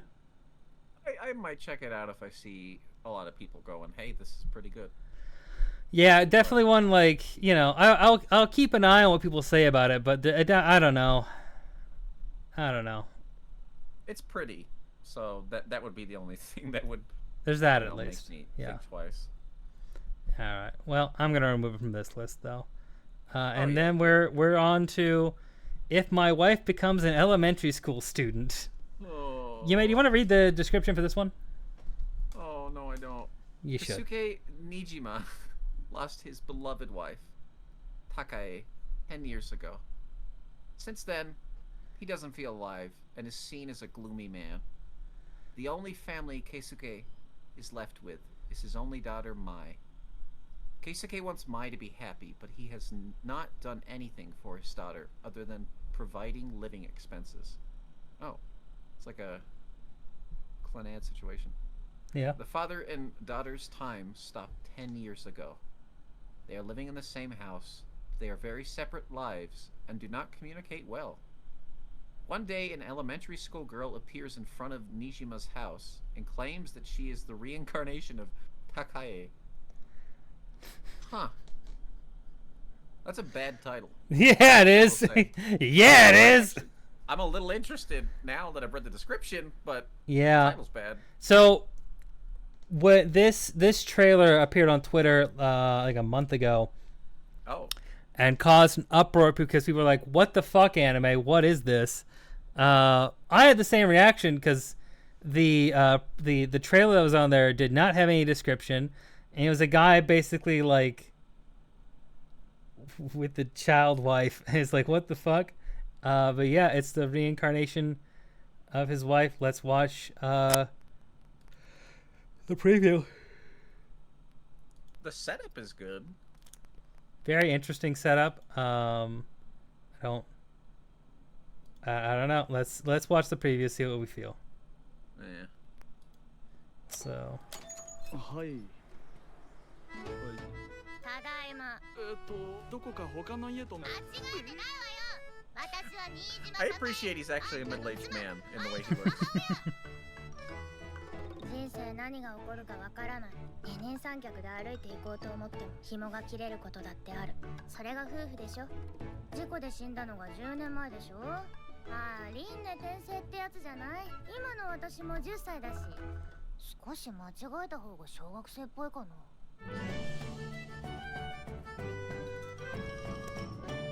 So it's like she got isekai'd into being a child? Yeah. I don't know, that the scenes are kind of strange, like that. Yeah, I understand what you mean. Is that the child wife or is that the daughter? That's the child wife. Okay. That's a weird sentence. I'm fairly sure. Yeah, it is. Yeah, because she's got the little hair doobie. Oh, the daughter is over there because she's aged up, right? Okay. Yeah. はい。ただいまただいま。 I like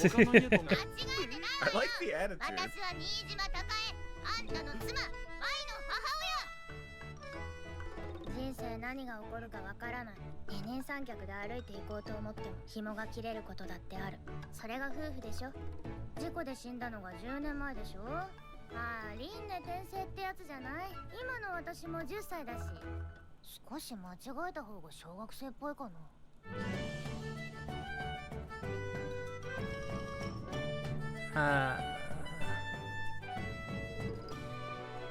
一番嫌なのは愛妻弁当だって堂々と言えないことだな愛する妻が俺のために妻って外で言わない変態扱いされるわよ Why do you say hentai there? I think it sounded like she was saying something. Don't scream that here. People are gonna think you're a pervert. Yeah, that's what I figured too. 待ち受けにしようかなと会社の人とかに見られたらあんなことやるつもり Don't take a picture And blushing like that about it. I don't know. I don't know. I don't know, man. The setup could have been something. What's this top comment? My father's voice is totally consistent with my interpretation. I guess the father. Not a wife, but a wife. That's good. The only person I can call wife is my husband. These translations, I think, are really bad. I read the original work, and I think this work will definitely be a big hit. The bond between a wife who died in an accident and her family is surprisingly movingly depicted. When elementary school students hear about being reincarnated, they imagine all kinds of things. This is a work that goes against the imagination of many people in a good way. I'm open to trying it. I definitely... Hear me out. What if Yeah. they're using the questionable scenes to market it, to the people who will watch that, and that's like not really what it's focusing on? You know what I mean?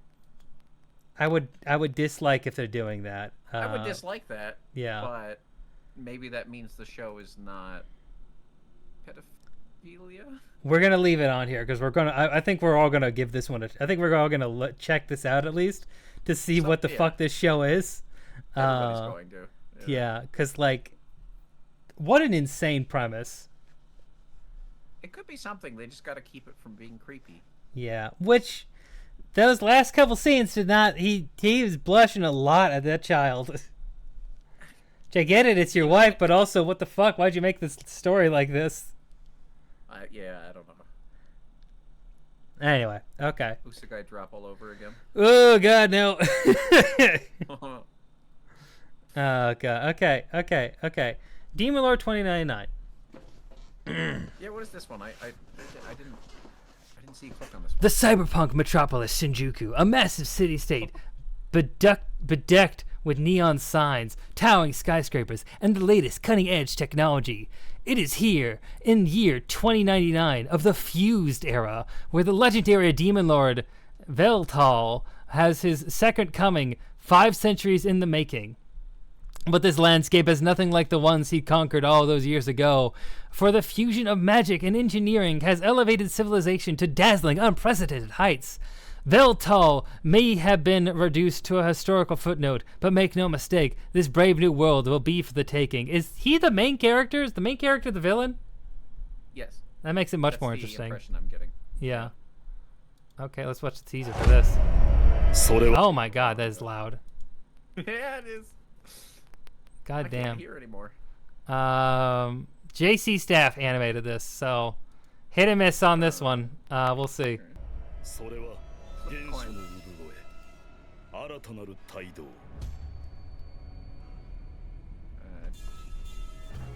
復活の時来たれり最短は Okay, I'm just not gonna try for that. Yeah, they're not great, are 暗い水の底からゆっくりと浮き上がるように意識が上昇していく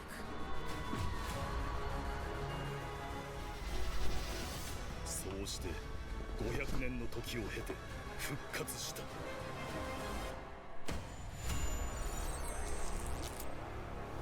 That's it? That's not a good trailer. That's not a good trailer at all. I mean, the setting, I don't know, could be cool. I can't tell. You know what? For premise alone, I'm going to put this up here because that could be really interesting based on a light novel. Not. I don't know. I was into it. That trailer kind of brought me out of it. Yeah. I'm not gonna lie. Yeah, it's JC stuff, so there's a good chance the animation's not great. But the idea of a Dark Lord being reborn into a cyberpunk world is pretty cool. So Yeah. definitely worth a look-see, I think. I like the idea. It's unique. I in terms of all these Dark Lord, Demon King stuff. This Yeah. one's actually pretty. Seems unique. Maybe it's not. Yeah, seems like an interesting reverse isekai. Yeah.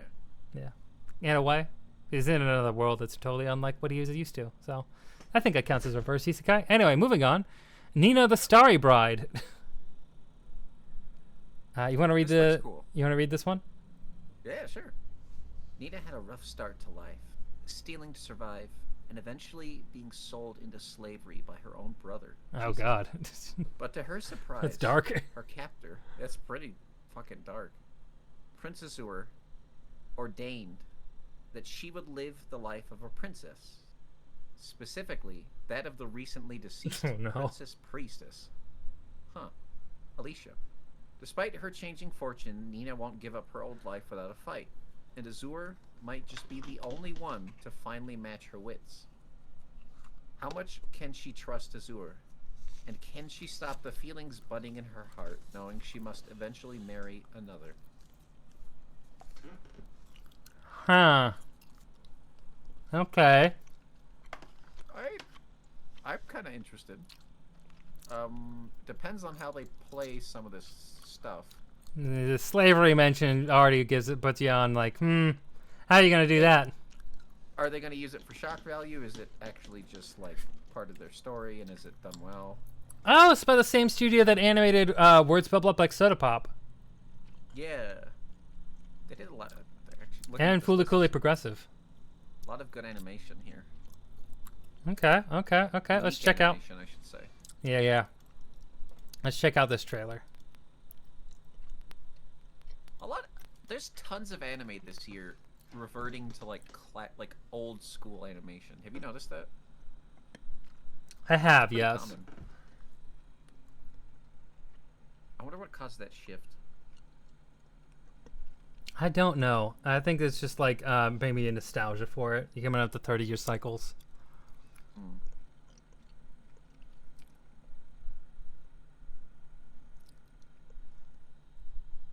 Sorry, I just got a picture from Neha. She is very pretty. Anyway. There we go. Okay, perfect. Sorry. Anyway, we'll watch this trailer now. Oh my lord! I kind of figured. That's why I was like, all right, Neha, time. I'll be silent. It's fine. It's fine. これよりお前はこの国の姫巫女アリシャになり変わる。それがお前の役目だ。俺そんなアリシャってやつに似てるのか？似てるのはその瞳 Oh, の I 色だ recognize け that voice. 何度言えばわかるんだ。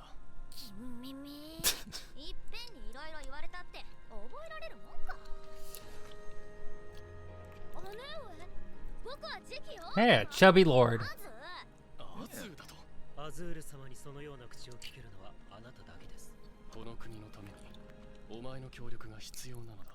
金色の目、獣の目の色だわ。ちゃんと腕を首に回せ。あったかい。うわなんだこれ。 This definitely feels very shoujo in a lot of ways. Yeah. ちゃんと私を知ってくれてる人がいる。殺す目的で身代わりを立てた。お前はただ一人だ。一緒にいたい。神様に嘘をつく。きっと天罰が下る。それでもいい。星の下なんかじゃない。私が自分で選んだ。我が星の神に誓って。 Definitely is reminding me as one of those like YA novel things. I was captured in their as their servant, and then we fell in love and everything. He's such a cruel man, but also alluring in a way. Yeah. And I soften him, and we fall in love, and we make babies all the time. Anyway, That's exactly what it is, and I think I might be here for it. yeah, I'm getting the vibe that I won't be, but I don't know. It has its audience. 白銀に It has a various audience that I think will love it. Astarion. Oh, hold on a second. That's not okay.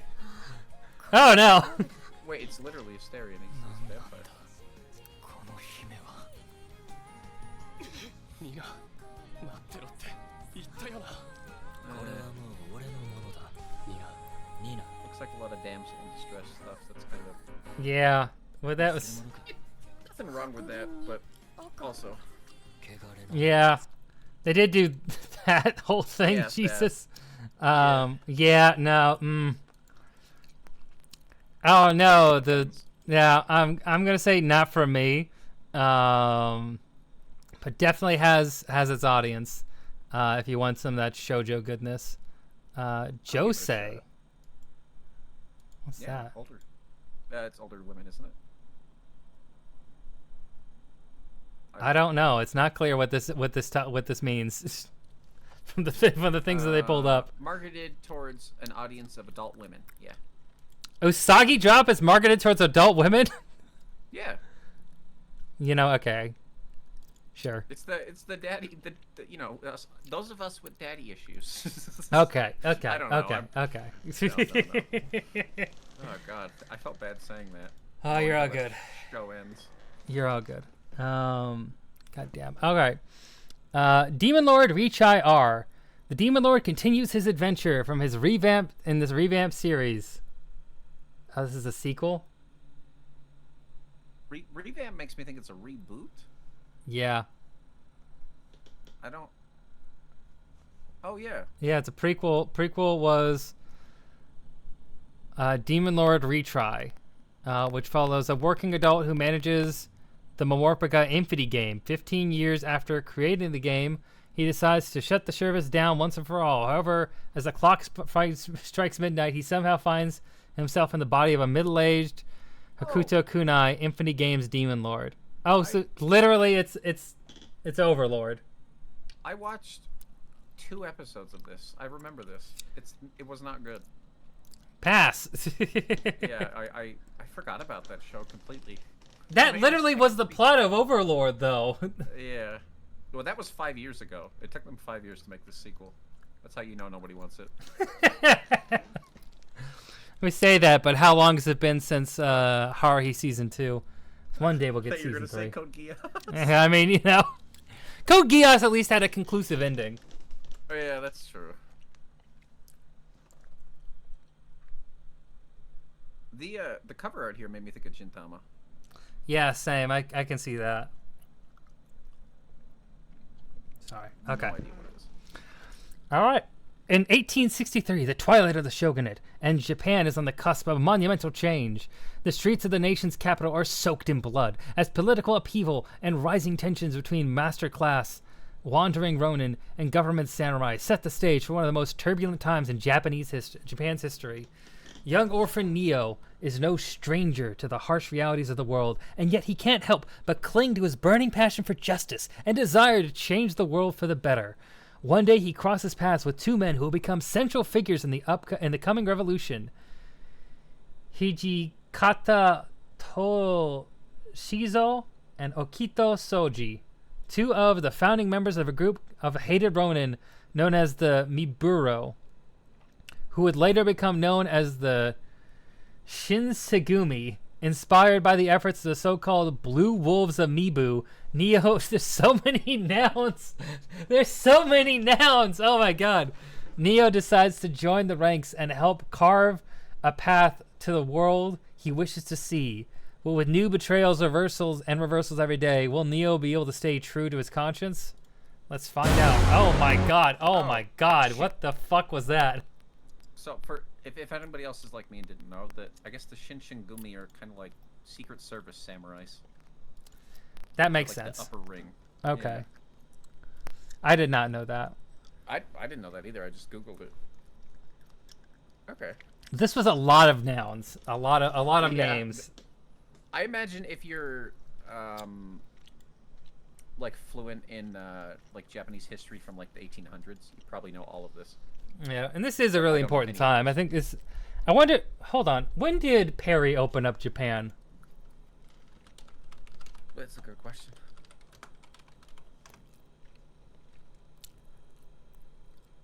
'54. Okay, so this is like 10 years after, 9 years after. Wow. Okay. That's an interesting setting. Yeah. Okay. Yeah, that is a very interesting setting. Okay. What time is this set?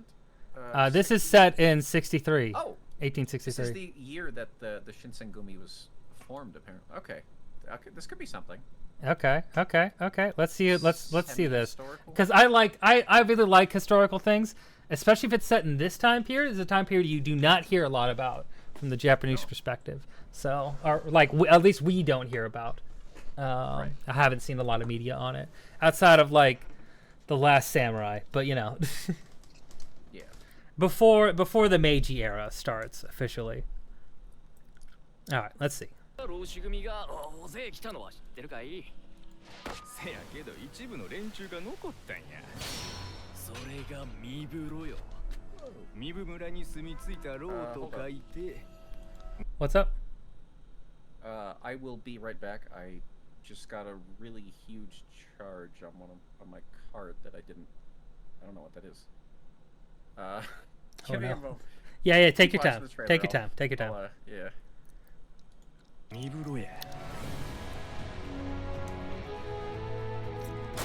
Ooh, blood. ずっと我慢してきた。強くなりたい。 They are very white. 覚悟はできているんだな。はい。わかった。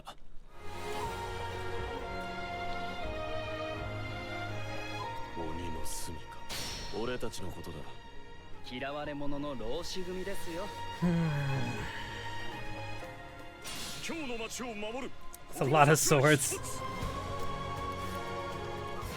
俺の左に立つ。死んだら終わりなんだ。だとしたらどうする？俺はああいうやつにニブロの未来を託したいと思うんだよ。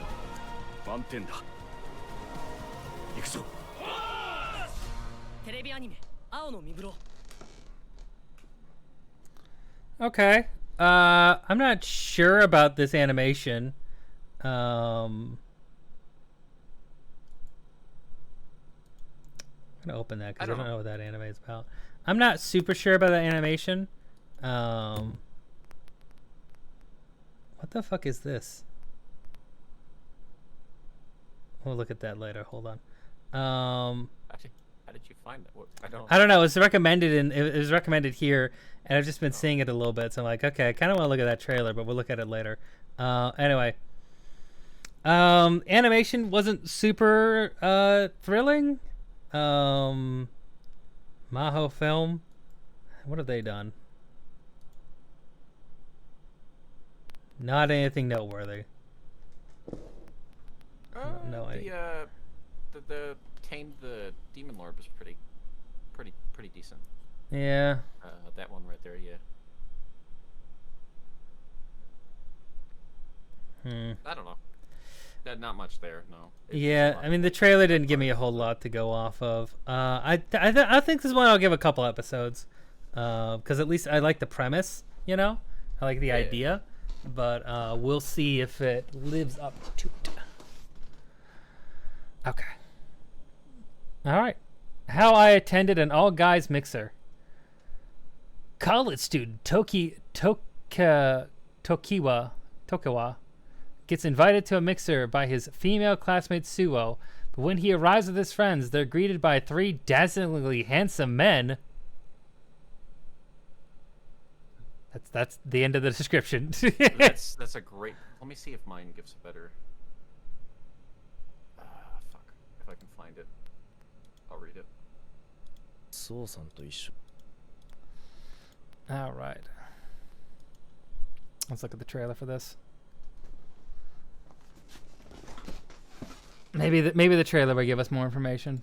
I hope so. It's an original story. It's usually a good sign. 今夜は月が綺麗ですね。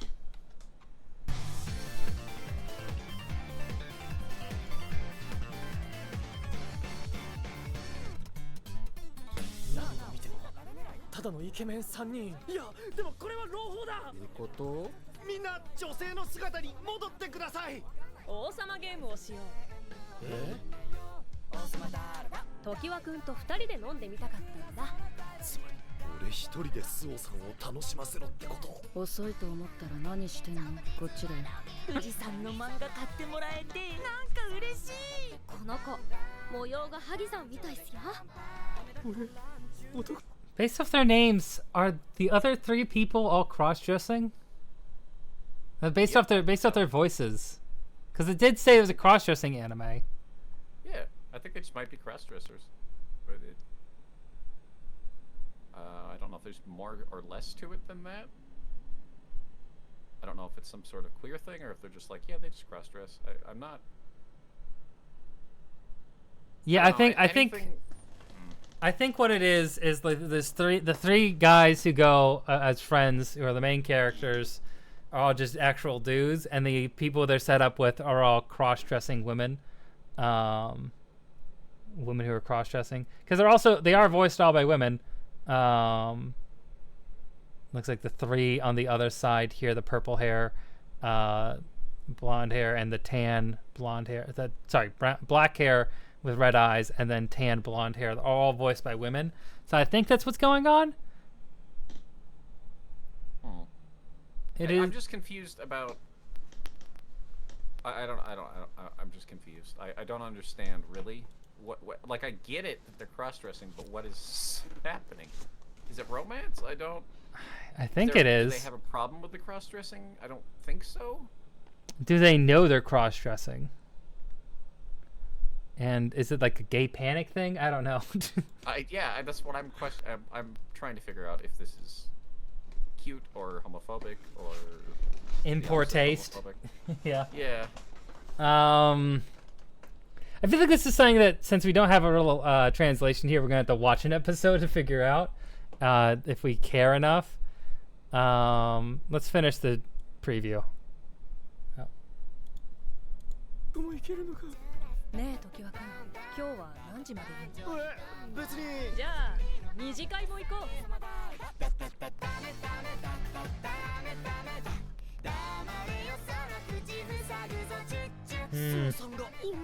Oh yeah, no, okay, yeah, they are. Yeah, okay, yeah, they are all women. Yeah, okay. Okay. Yeah, because this is them. They identify as women. Probably doesn't go that deep, does it? I don't think it goes that deep. I think they probably just cross-dress. Maybe it does.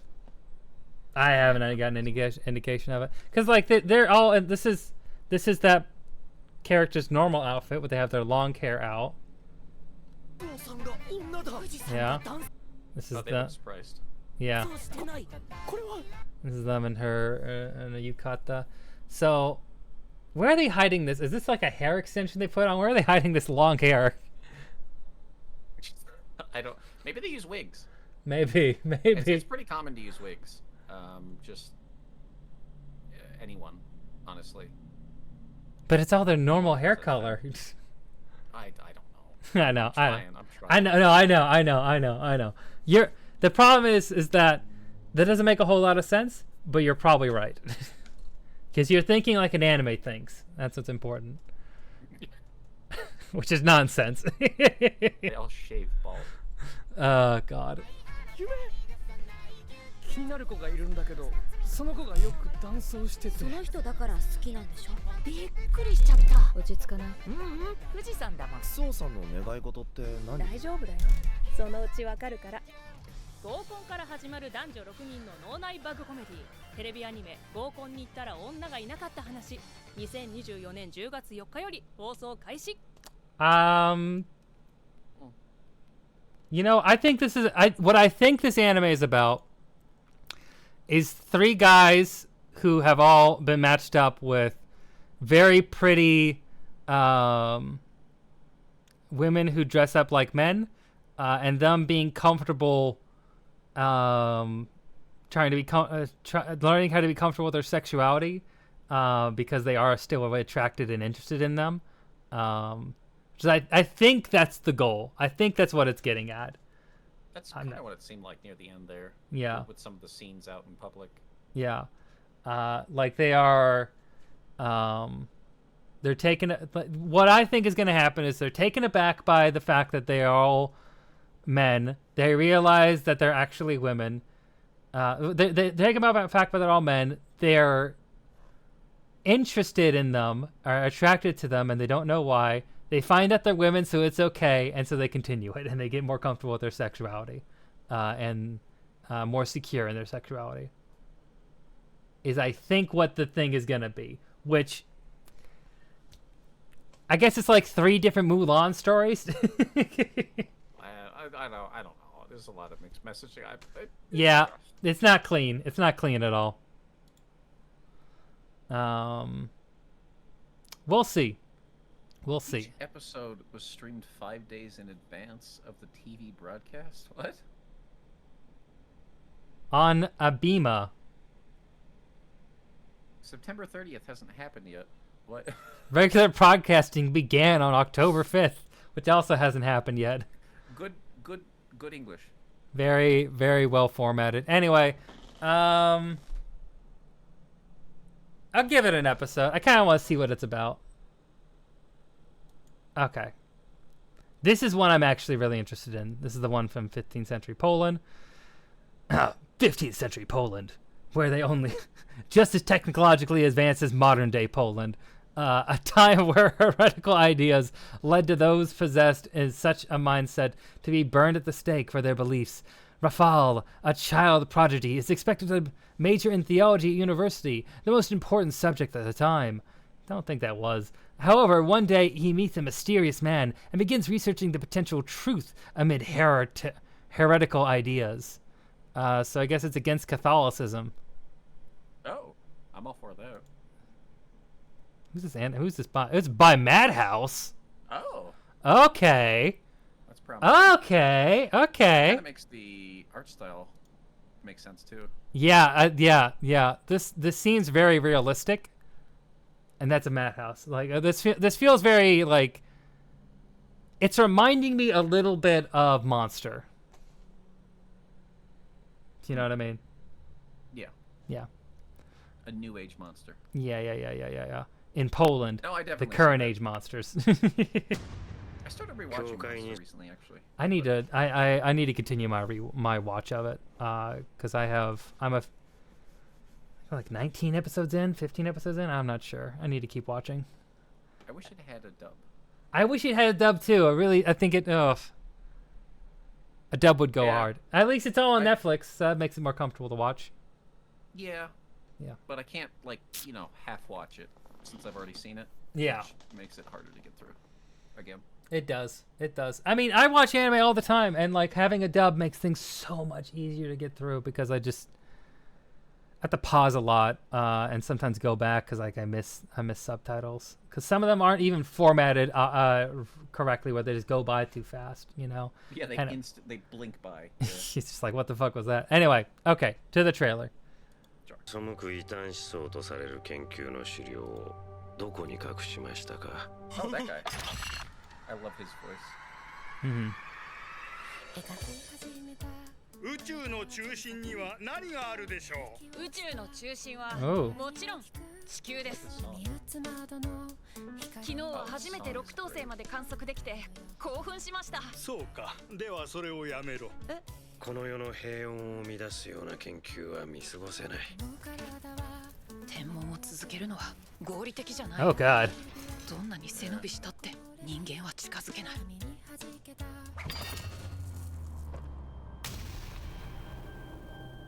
禁じられた研究って一体何なんです？宇宙がどういう形をしているか知っているか？地球が中心で、すべての天体はその周りを複雑に回っています。では、もし太陽も星も動かなかったら？じゃあ。I like these noses a lot. Yeah, it's very I like that they didn't just do a traditional anime. It makes it actually seem like these people are from Poland. Yeah. It's very European, and I like that. Yeah, they definitely. It doesn't. I mean, that's one of the things that Madhouse is really good at, is doing things that don't look like traditional anime all the time. Yes. I mean, definitely, like, you know, it has touches that really set it apart. One is you could look at this guy and you go, yeah, that's anime, but yeah, different because nose. Different. A big honking schnauzer.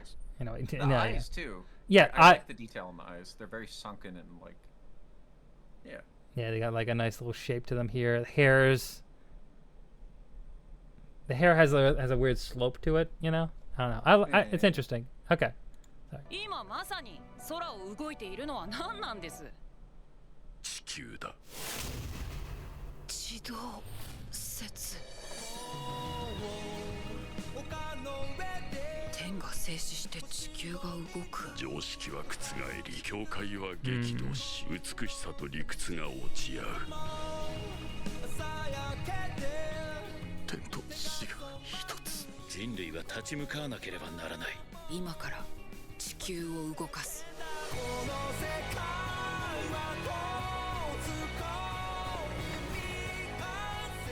この世は最低というには魅力的すぎる。満ちてる。僕は地動説を信じてます。目指すのはただ一つ、真理だ。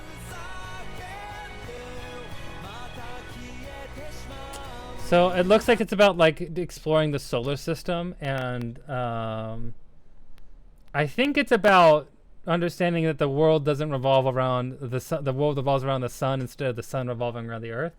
Probably something like that. Stuff like that, like astrological stuff. That's a really cool concept. I want to watch this anime. I think that even makes the comparison to Monster even like more accurate, actually. Yeah, I want to watch this. It's by Madhouse too, which really interests me, always, because. Check the manga really quick. I want to see what people's like rating generally is of it. Yeah, sure. Let's check the manga. I'm just curious. 7.76. It's not bad. Not bad. There's potential. Okay. Orb on movements of the Earth. Yeah. Okay. All right. You see, he's holding a little. Yeah, it looks like he's also like a pendulum. Well, no. I see what that is. What is it called? A sextant. I don't know. Yeah, there you go. Yes. Anyway. Okay, cool. Definitely want to watch this anime. I think of the anime we've gone through so far, this is the first, like, I definitely want to give this a try. Like, I'm definitely, like, super interested and engaged in what this is going to do. But next one. The notorious talker runs the world's greatest clan. Yume, do you want to give this one a rundown? I'll give it a shot, sure. Yeah. Yeah. Noel longs to be a seeker, like his heroic grandfather, slaying the beasts that emerge from the abysses and exploring far-off lands. Unfortunately, it turns out he's nothing but a measly talker. A job with no combat skills whatsoever. Undaunted, Noel sets out to establish the strongest clan in all the land using his silver-tongued talker skills to unite assassins and heroes under his leadership. So he has max charisma? Yeah, that's what it sounds like, yeah. So it's, okay. Okay. Right. Okay. Let's check out. I'm a max charisma enjoyer. Let's check out the trailer for it. Who's this animated by? It's by Felix Film and Gakru. I think it's a dual production here. Oh. I haven't seen a whole bunch from this, but I have seen a little bit of Aharen Sensei. They also did MF Ghost. And what else? Aharen-san was good. Yeah. I really liked that show. And Gakru has basically only done this and another anime I've never seen. Okay. Cool. Let's watch this trailer.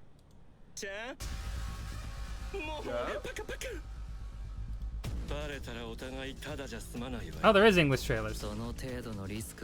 Wow. First one today. I know. わしを信じろ。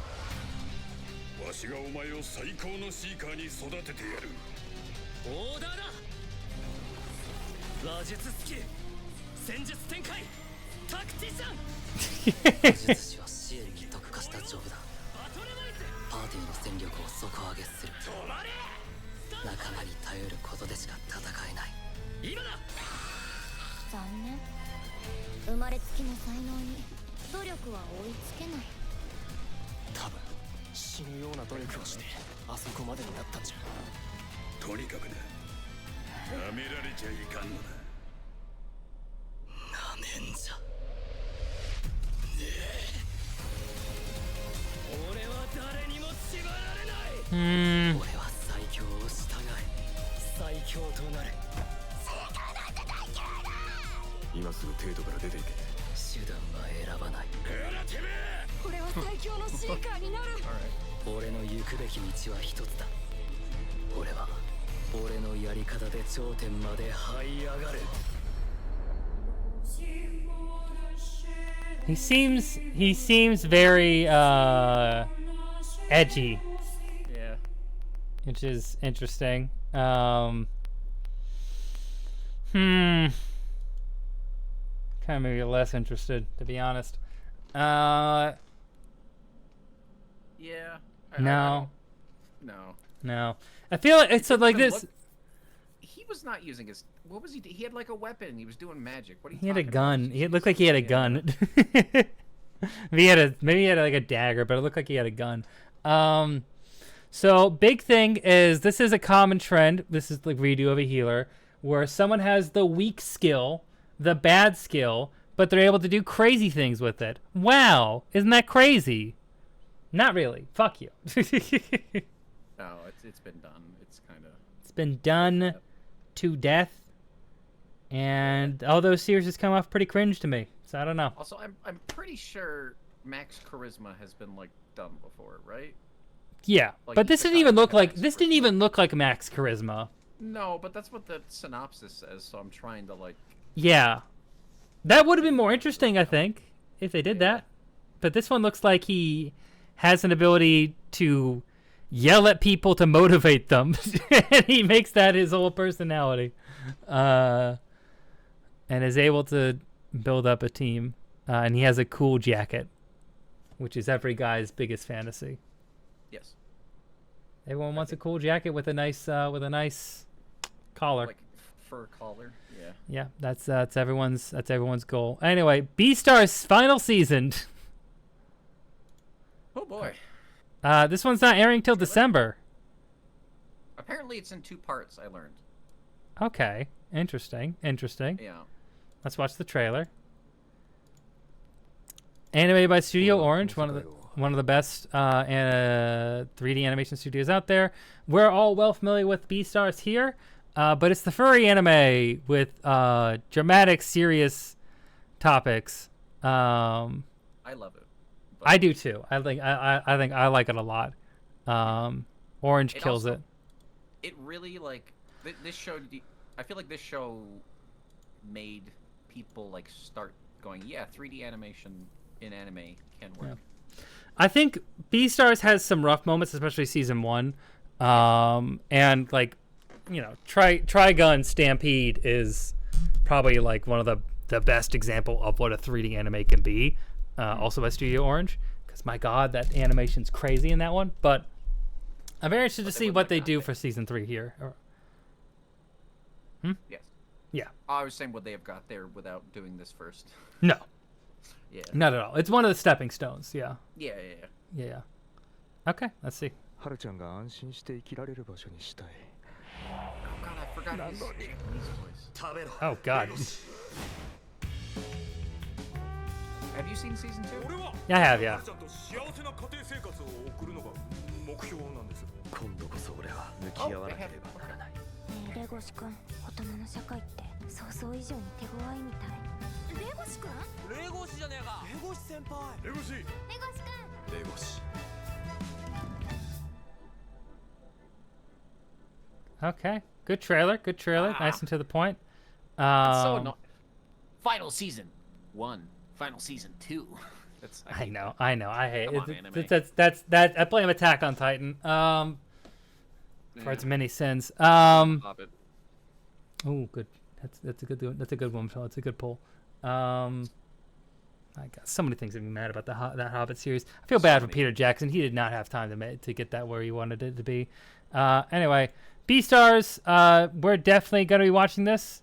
I don't think we need to discuss that too much. Excited for the continuation of this series.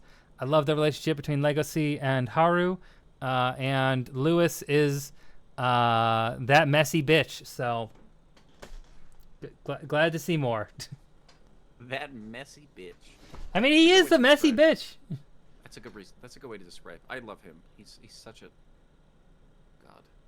He's such a dramatic little boy. He is. Okay. Good. All right. Perfect. All right. On to the next one. Fureru. Aki, Yeah, Ryo, I didn't- and Yuta. Childhood friends who grew up on the same island are 20 years old and start living together in Takedanboru, Tokyo. Hi, Oinkers, welcome back. Even though their living environments are different, they work part-time at a bar, work as a salespeople. No, someone did not do a good translation. At a real estate company, and are students at a vocational school for clothing designers. The three are always connected in their hearts. The reason is the mysterious creatures brought from the island. What? Touch have mysterious powers similar to telepathy that connects them with different hobbies and personalities. Okay, I mean, I'm getting more confused about what this series is about. Are the creatures called Touch, or is the island? This is not a good translation. I'm assuming the creature. Let me see if the one I have here is any. Yeah, translated. The friendship between the three should continue, but they discover another hidden power of touch. Yeah, Touch is the monster. Okay, it's the Pokemon. Here, let's see. Let me. Wait, hold on a second. Hold on. Okay. What? I clicked on the preview and it's Anohana. Well, I guess they're just showing their past stuff. Yeah, I'm assuming. It would be weird if this is a sequel to Anohana. Oh, it's Cloverworks. Yeah. Yeah, that's why I wanted to check it out. That's the only reason. The description I found is better, but says like nothing. I'll read it. I can read it real quick. Yeah, read it off. Fureru is a coming-of-age film set in present-day Tokyo, centering on childhood friends who find a creature with mysterious powers that pushes them to discover the bonds that tie the three students together. Okay. I think less is more with that one. That seems a little more helpful to me. A little more. Oh, good. Okay. Still nothing. Okay. All right. Let's watch the trailer and see what we think. Anohana, kokosake, Sorao no creator ga okuru. Kono aki, saikō. Oh my God! What the quality just dropped suddenly? What? Spiking internet. I don't know. It's weird.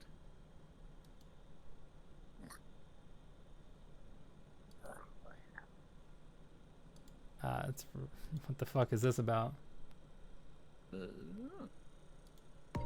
Anohana, kokosake. Anohana. There it goes.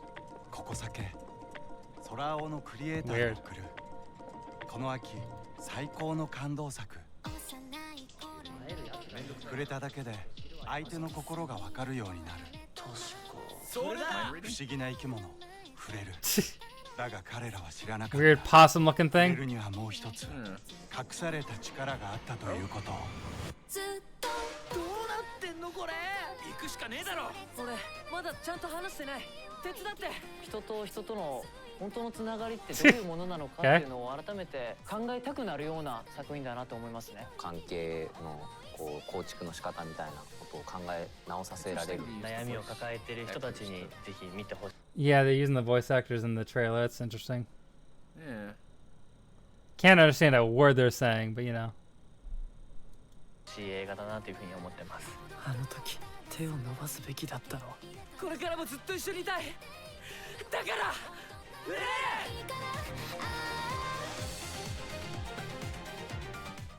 I'll check it out. It's Yeah. a movie, so easy to watch. Yeah, easy to check out. Still not super sure what it is about, but seems like a coming of age story where they all had this creature that they found when they were kids. That's kept them all really. It's made it easy for them to stay connected to each other, and then how that grows and changes them over time, over some dramatic event that happens in the movie, is what I'm guessing. Oh, I thought they met the creature at the start of the movie. I can't tell. They met him. There were scenes of him having it when they were kids, so. Oh, okay. I'm assuming they met it when they were kids. Unless that's them thinking back to what it could be like if they met it when they were kids. Who knows? It's anime. I don't know. Time travel? Who knows? Actually, we'll keep that open. Hopefully we can check that out. Yeah. Yeah. Blue Box. Can you read the description for Blue Box? Sure. Taiki Inomata, a third-year student in junior high, attends Amy Academy an integrated school with a major sports program. Having joined the high school badminton team. Oh God. All right. Badminton.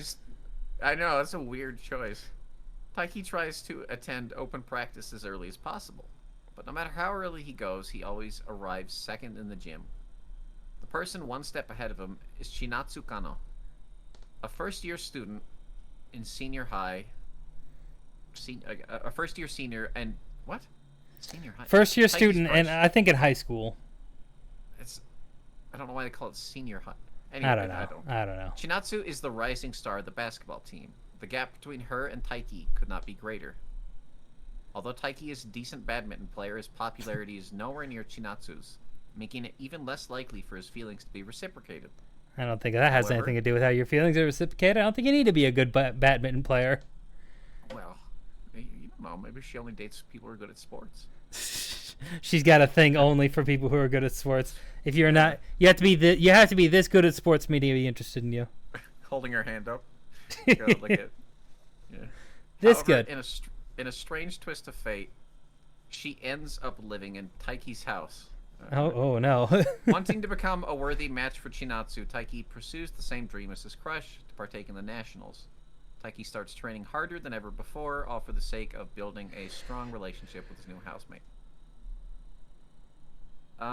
So it's a sports anime. Sports romance anime. I'm wondering how much it'll lean into sports. Is it going to go full into it, or what are we talking about? They mention it a lot, and it seems like his motivation. So Yeah. let's see. Who's this animated by? I have not heard about this telecom animation film. Who the fuck named this? Anyway, let's see. Anything I recognize? Oh, what's this called? Nagatoro. Nagatoro? Same team. Yeah, same animation studio did Nagatoro and Orange, and a bunch of Lupin the Third. Okay. Good animation. Nagatoro's done well. Lupin obviously is animated well. Yeah. Promising. Okay. Let's give this one a look-see.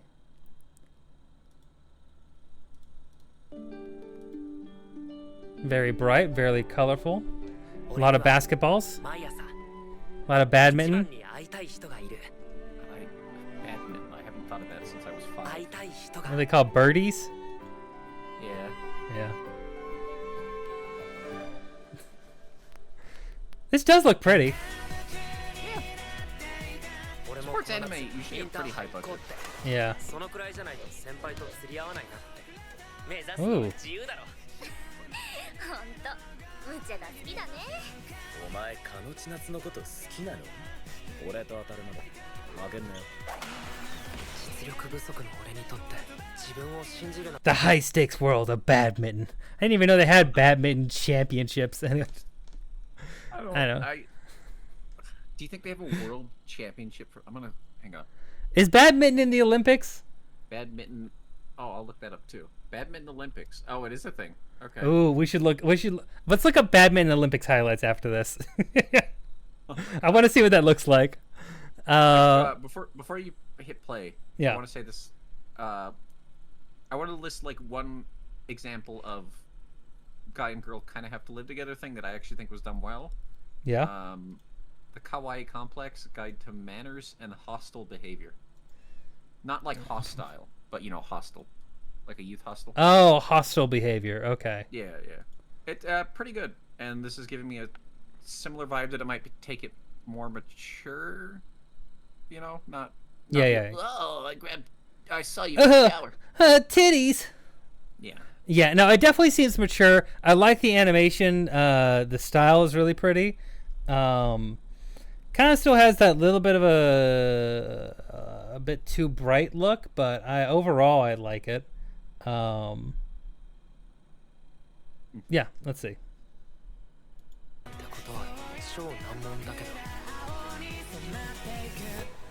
大輝くんなら大丈夫だよ。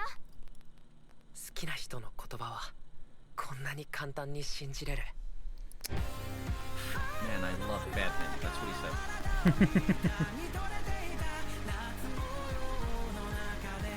Oh, you got a friend into ribbon dance.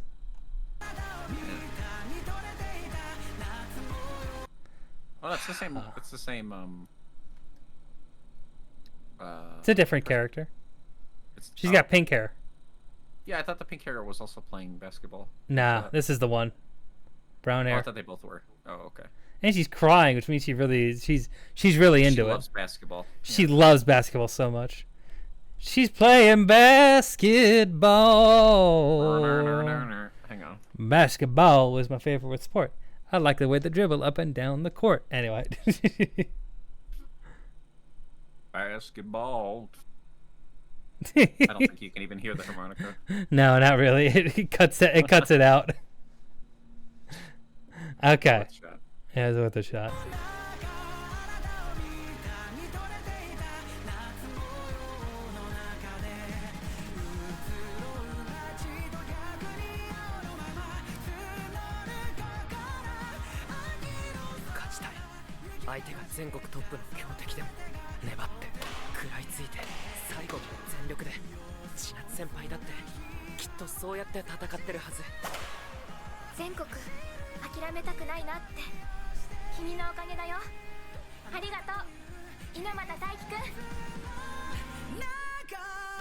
It does seem cute. I'll give it that. Yeah. We'll see. We'll see. Okay. Hard for me to... I like sports animes, but it's hard for me to get into them, depending on how much sport there is. Yeah, I feel you. I feel you indeed. Okay. Let's look up Badminton Olympics 2024. They knew what I wanted. Yeah, they did. They heard you. It's like tennis, but badminton. There we go. Oh, is it mixed gender? Yeah. That's cool. Yeah. I don't know if all Olympics things are. No, they're not. Like shooting is gendered, even though it doesn't need to be. I mean, a lot of them don't need to. Most of them don't. None of them need to be. Really, no, a lot. I mean, some of them, I guess. Like basketball, you couldn't really do mixed gendered. I think you could. No. This has been a thing. Serena Williams actually talked about this as well. There's some sports that you just can't do mixed gendered. Like tennis, if it was mixed gendered, wouldn't work out. Just because it's a different sport and female tennis players don't have some of the same ability that you can get as a male tennis player. The same thing is true for basketball. Like in basketball, like there's just a lot more taller people there. You have different makeups for what they have. So like in some sports it makes sense, I get it, but like a lot of sports are very unnecessarily gendered. Shooting is a big one where it was gendered because like a woman came in and beat a bunch of the guys in a shooting competition, and then they gendered it and didn't give the women a competition for years after. And that was there's no reason to gender it. There's no reason to gender it, and it's only gendered today because some dudes got hurt feelings about losing.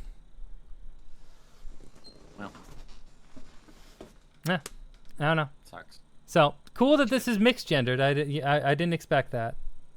Yeah. Cool. All right.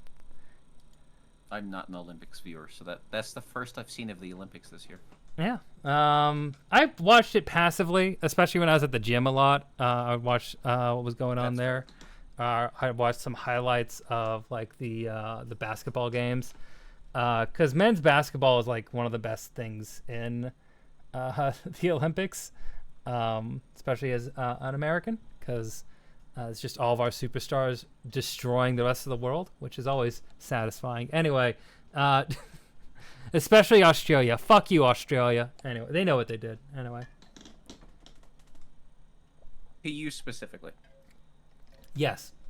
I have been wronged. I have been wronged by Australians. But But anyway, Blue Box. I think I'm gonna check it out. Honestly, I'm not sold on badminton, but I do think the relationship looks cute, and I do want to see more of it. Yeah. I agree with that. Yeah. There's a lot of blue anime. There is. There is. Season. There's 3 of them. I mean, yeah. Next one's Blue Exorcist. So. Yeah. I think 4. 3 in a row. 4? Because there was Ano Miburo, which is blue. Yes. There's one blue one that I cut out because I didn't want to. I didn't know that. Okay. There was another one that we dropped because it didn't look interesting. What was it called? Hold on, I'm gonna look for it real quick. This isn't interesting. I'm sorry. Anyway, it doesn't matter. The point is there's been a few blue ones. It's interesting. Not quite there's sure. been like one each season the past like few seasons too. Yeah. It's a weird trend. Anyway, so we are here at Blue Exorcist. There's another season of Blue Exorcist. Was there a season before this? There is, and there was a season before that. Oh, and there was a season before that. Oh, no. Is this the 4th season of Blue Exorcist? I am way behind. Yeah, I've only seen 2. I think they get shorter as they keep going. I'm pretty sure the first one's the longest, and then it's like 12, and then 6 or something. All right, we're not going to watch a trailer for this. Just surprised that Blue Exorcist is still going. Good for the people who love Blue Exorcist. Yeah. Yeah, it's fun. It's like Full Metal Alchemist watered down, kind of. Yeah, very watered down, but yeah. A little blue. A little blue. A little blue babidi bada die. Blue babidi bada demon da die. Anyway.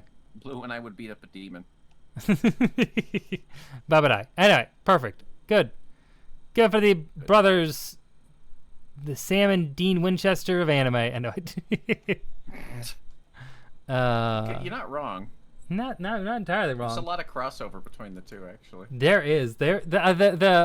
I remember back in the day, back in the old Tumblr days, back in the height of supernatural Tumblr's power, there was a lot of crossover interest in Blue Exorcist. Cause they got their dad priest, who's like a father figure to them, and they fight demons. Anyway, Supernatural just ripped off Blue Exorcist. That's exactly right. That's exactly right. Robert Kricke, we're coming for you. Anyway. You fucking hack. You hack fraud. Jensen Ackles, you bitch. Misha Collins, I could never hate you. Anyway. Oh my lord. Okay. All right. On to the next subject. Jared Padalecki or Jensen Ackles? Who's most fuckable? Whoa. I mean, it's Jensen Ackles, right? Yeah, sure. Yeah. I know who both of those people are by name. Okay. Yes. Yeah. Jared Padalecki is Sam, and Jensen Ackles is Dean. I knew Sam. I didn't know Dean. So I've learned something today. Yeah.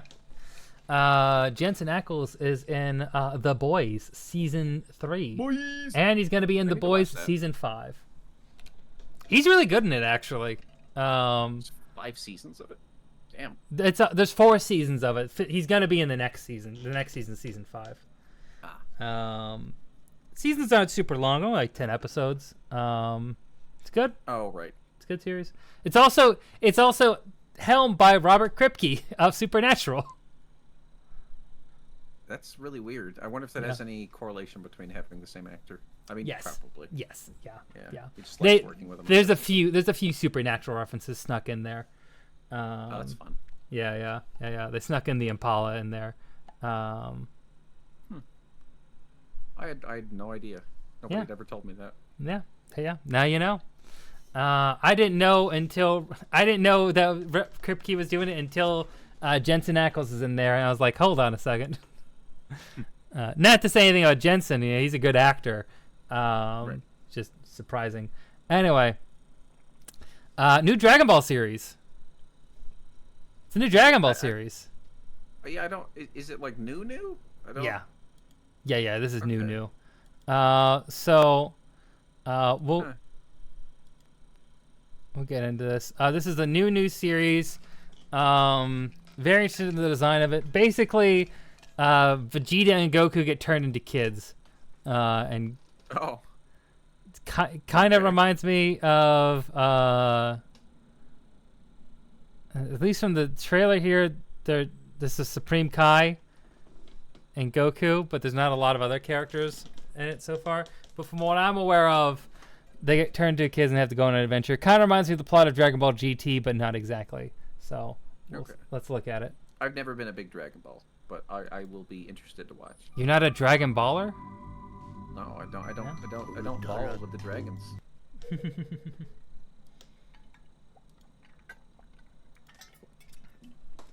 Okay.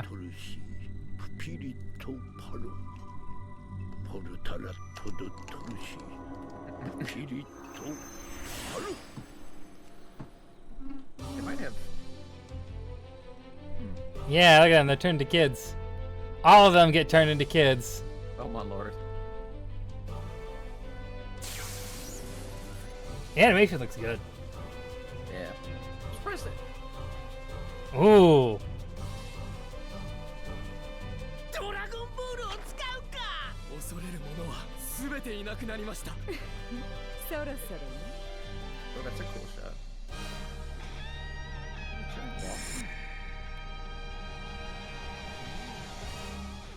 しゃあ、やってるぞ。俺はグロリオ頼みがある。パンチだ。よろしく。パンパカパン。なんか面白そうだな。 Can I just say, very thankful that they built in subtitles. It's a Dragon Ball thing, so of course they have to because there's so much of an international audience. But still, thank you. No, everybody. Thank you. Yeah, everywhere, everyone watches. Yeah. Oh, yeah. I mean, yeah. I still haven't seen Dragon Ball Super, but you know, I am interested in seeing Dragon Ball Daima. Yeah, I haven't. I don't know. The problem with Dragon Ball Super I had was that I wanted to wait for the dub, and then also, the first like couple arcs are recapping the movies that I'd already seen. I was like, oh, I'll watch it later, and then I never got around to it. That's fair. I do that all the time. It's all dubbed now, I think, though, so I should be able to watch it pretty easy. I might do that on my break. Who knows? Ooh. All right. Welcome to the Demon Realm.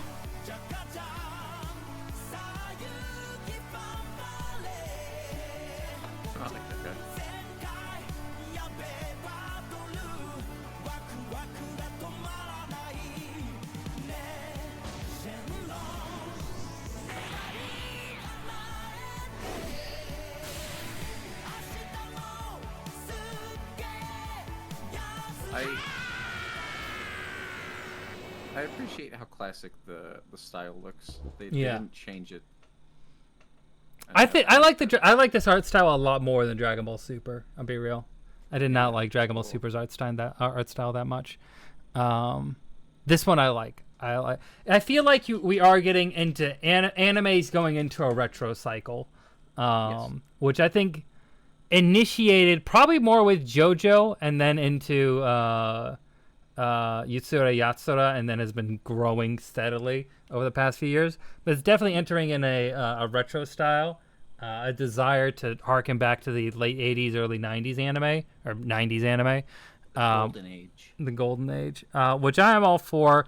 I think the main thing that people want from that is like more of the texture that you got from that old animation, but the art designs, having these updated modern takes on the classic styles is a really good. It's really good. I like it a lot. It's great. You get, like you said, the texture. That's such a good word. And then it's crisper. You know what I mean? Yeah. It looks.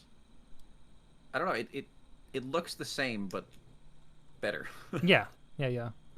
Which is not often a thing that you see done with art style changes. No, not really. Yeah.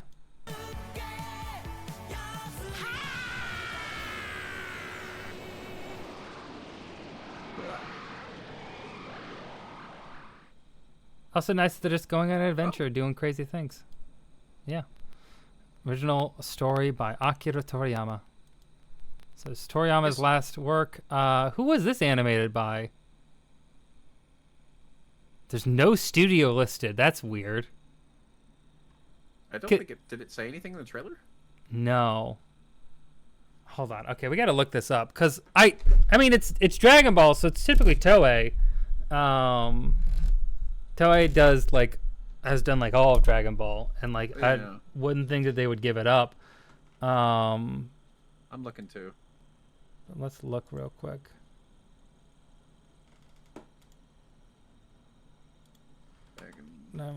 Animation. There we go. Found it. Studio. Oh, is it? Studio Source Original. Toei. It is Toei. Yeah, No, Toei. producers. Toei and A1. Fuji. I also see Fuji and Shuhishasha. Fuji, I think, is more of a producer, but I mean, makes sense. Toei Animation makes sense. I think it's it probably is a co-one with Toei and A1 Pictures. That's weird. Yeah, interesting. The thing on I'm looking on my website that I use. It doesn't list the animation studio either, just the producers. That's really strange. That is odd. Don't know how many episodes are gonna be either. We don't know a lot about things about this, but it's starting in a little bit here, so excited to see where they go with it. I'm definitely gonna leave that on here. Everything soon. Yes, we will know all. You are Miss Servant. Do you want to read this one? Oh God, sure. Hitoyoshi Yokoya is a high school student who currently lives alone. One day, an unfamiliar girl knocks on his door and offers to be his maid. She reveals that she is a former assassin, which makes Hitoyoshi nervous. That's understandable. But when her skills save him from being run over by a truck, Hitoyoshi ultimately decides to take her in. He almost got isekai'd. Almost. He almost got truck-gooned. However, the mysterious girl actually has no household skills. In fact, her only expertise is assassination. As she has lived her entire life for the sake of killing. Nonetheless, her time with Hitoyoshi allows her to experience new emotions she had never felt before, inspiring her to become a regular girl. In order to advance toward this upcoming chapter in her life, she asks Hitoyoshi to grant her a new name, to which he names her Yuki. I wish they'd named her Yor. That would have been generic ass. Yuki is the most generic anime name these days now. It is, yeah. Having someone she can finally consider family, Yuki acquires newfound memories that fill her heart with warmth as she tries to leave her dark and lonely past behind. I don't know. This reminds me of so many other anime that are about assassin or maid, somebody becoming maid, and then or they are a maid and they become a regular girl, or I don't know. There is one problem with this whole concept from the outset.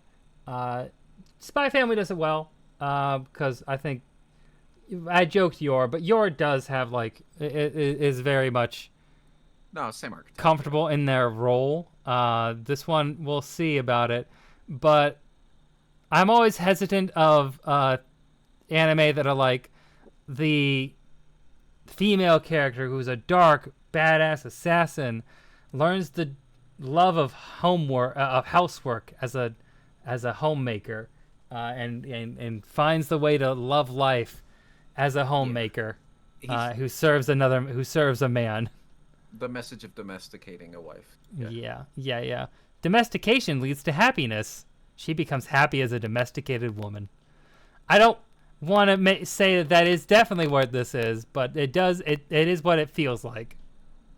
Yeah, especially there's nothing about the main character there. We don't know anything about him, so he just seems like a blank slate, which is not a good sign. Also, he's a high school student who lives alone. Classic trope. Anyway, moving on. Yeah. So I guess points to them for making a high schooler looks like a high schooler. And she looks like she's in her 20s. There wasn't anything too sus other than, I guess, holding hands, and there's clearly somebody. They're laying on her lap there, which is fine. Yeah, in bed together here. Yeah, I don't know. We'll see. This is. I'm sure we'll hear about that one. That's the kind of thing people are gonna watch.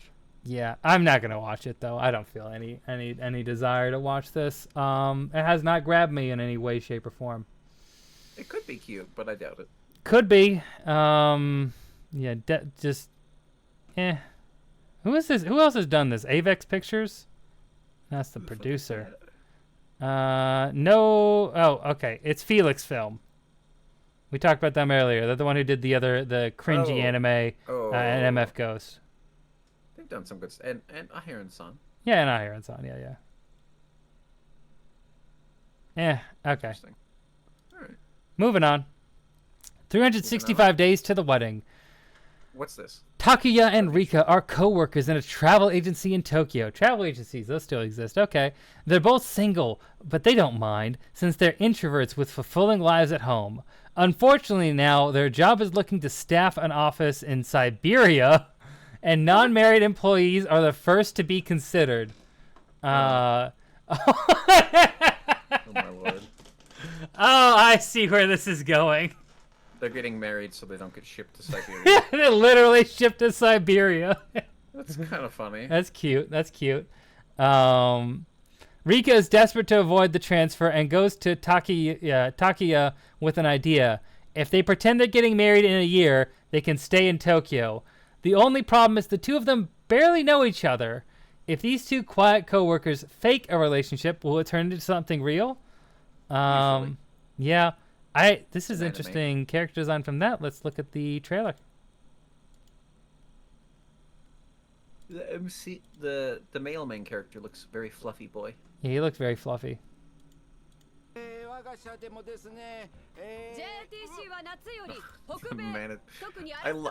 that's one of my favorite archetypes. Blobby round, head man. Like, sweaty manager who's like, Yeah, I'm very sweaty. Very, very, very sweaty. Gotta wipe myself off constantly. Very round. Very short haircut. And then the competent woman. Yeah. Has a look at that face. Ooh. Ooh. Thank you for saving me. Yeah, they're very floofy. What was that the Alaskan state flag though? I don't know. 結婚どころか女友達すらいないもんな。かなりまずい。アンカレッジ5500キロ。遠すぎる。Okay. 私と結婚しませんか? They're getting married. サプライズ。実は小宮ちゃん狙ってんすよ。旅行代理店の一日は掃除から。大原さんも気をつけてくださいよ。 He looks just like a character from something else. Continue. He looks so familiar. Yeah. 落ち込んだ男の風水ってやつだね。 They get everyone involved. 私たちがどうやって出会って結婚まで至ったかという物語です。もちろん嘘の。This is the story of lies. プロポーズの言葉はゆっくり考えてください。私 Is it though? いつまでも待ってますから。はい。はい。はい、もしもし。お前ら、アラスカに送ってよ。なんだ。I'm assuming that's somebody with a voice changer. Your marriage is fake. Hold on. はい、もしもし。 They said Alaska. Oh, you're going? Okay, what? Maybe the description's fucked up then. Oh yeah. Yeah. They said Alaska there. And also, this is the Alaska state flag. Oh, and he said, how could this happen? So they are, I guess, okay. I think the translation fucked up. Instead of Siberia, they meant Alaska. Still interesting. Even more interesting. They don't want to go to America. Cute. I think it seems cute. No, it does seem cute. I do want to give this one a shot. This seems cute. The art style, it doesn't seem super retro, but he does have the kind of floofiness that you'd see. It reminds me of the kind of character designs in Yatsura Yatsura that they did. A little more modern, but like the hair at least does have a kind of retro vibe to it. And the concept's nice. It's a workplace romance. fake romance. So I don't know. There seems like there could be some good adult relationship. Adult relationship. That's good. That's important. That's important. So I feel like I could get some good in there. Yeah. Hopefully. Yeah. Hopefully. All right. Now we're on to the next few here. We're gonna do this one, and then the last few we're gonna do are gonna be all the top ones here that we're most excited on. But the main ones, yeah. Yeah. We'll save those for last. But we have this one first. I'll become a villainess who goes down in history.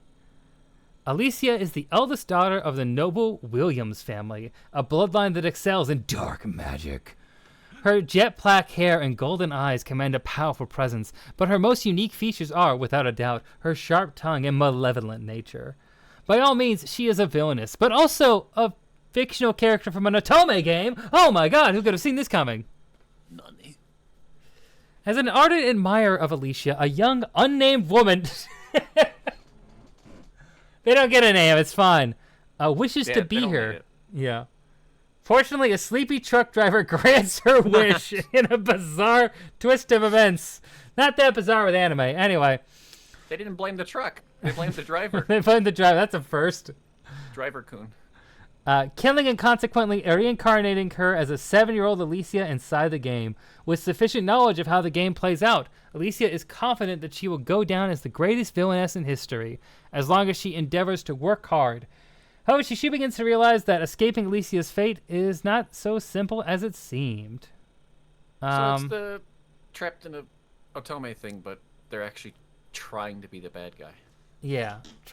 So... There's been like 5 of these, honestly. There's a lot of these kind of animes. There's a lot. To my knowledge, this is the first one where they actually are trying to be evil, which is something to be said. There's been a couple like that, honestly. I think she's trying to, like... It reminds me of one from a couple seasons ago where, like, she's trying to avoid her fate because she knows what's coming. It's like there's one where she's like Marie Antoinette.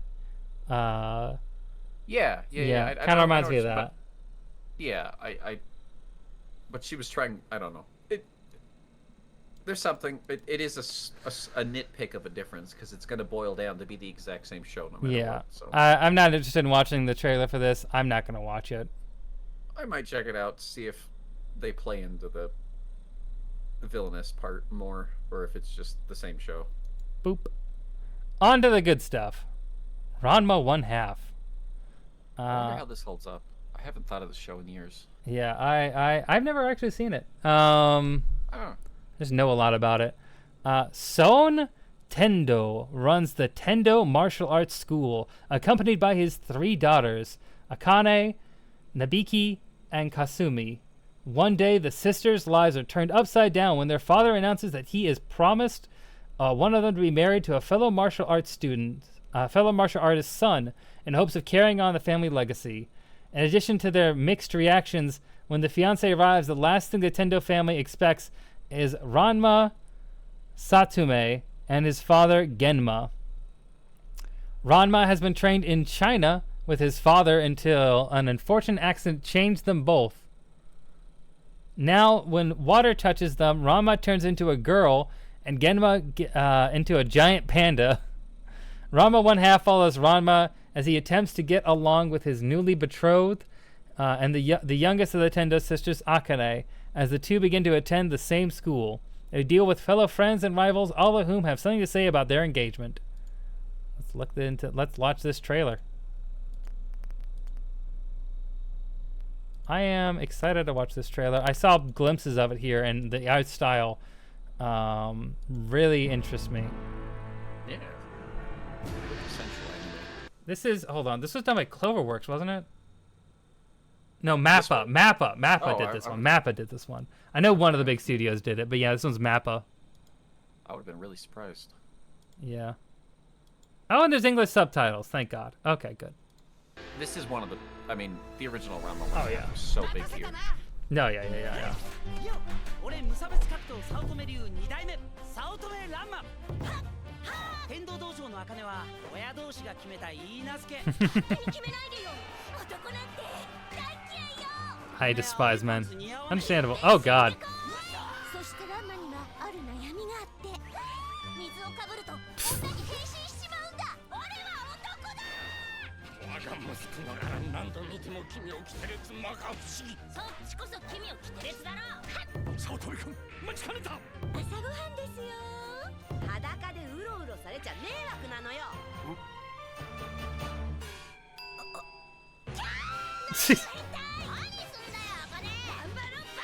Slapstick action rom-com is back.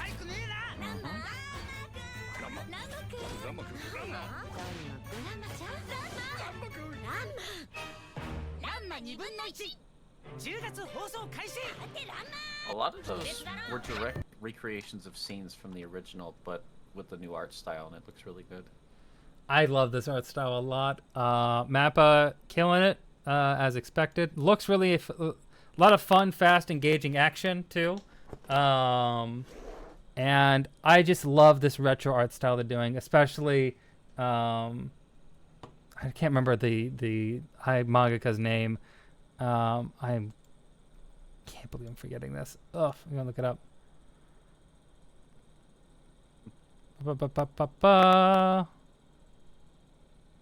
Rumiko Takahashi. Yes. Yeah. Rumiko, prolific manga artist, one of the biggest manga artists in history. She is behind Yurutse Yatsura, Rama 1/2, and also the classic Inuyasha.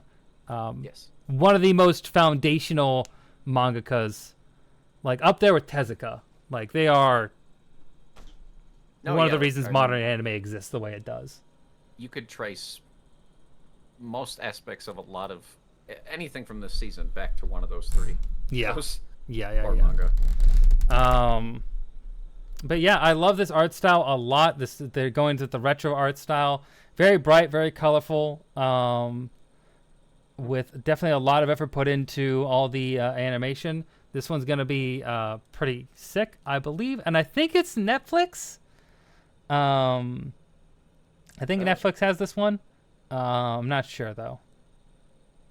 Be smart of them to grab it up, but... Pretty sure it's Netflix. Hold on. Let me double check on my side monitor here.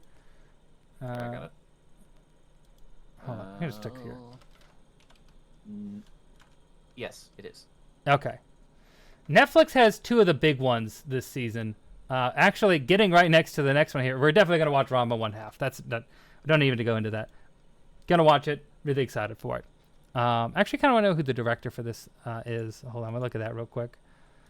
My only concern, I hope they cut out some filler, and there's some off-color jokes in.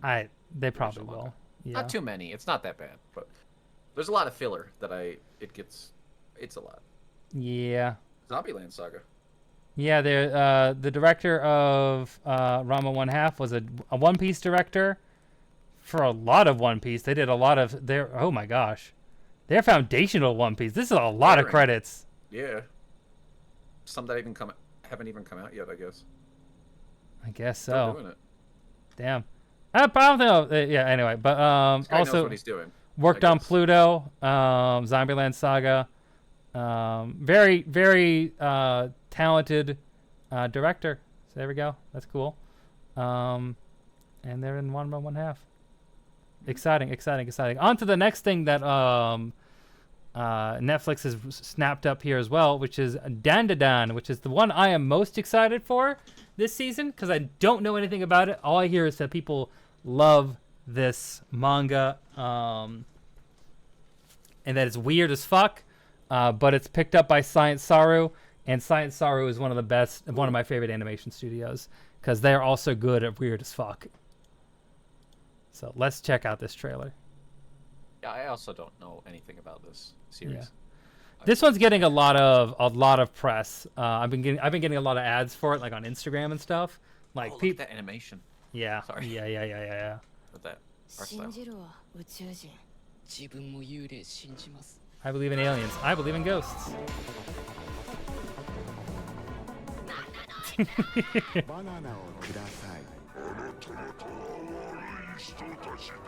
my god. きちんと夢ないか。オカル頼む。どうか二人を守ってください。 Oof. Whoa.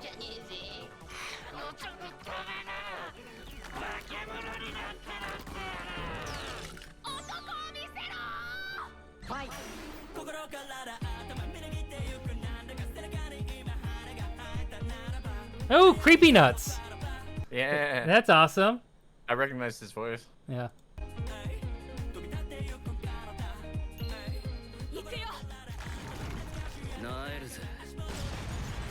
Huh.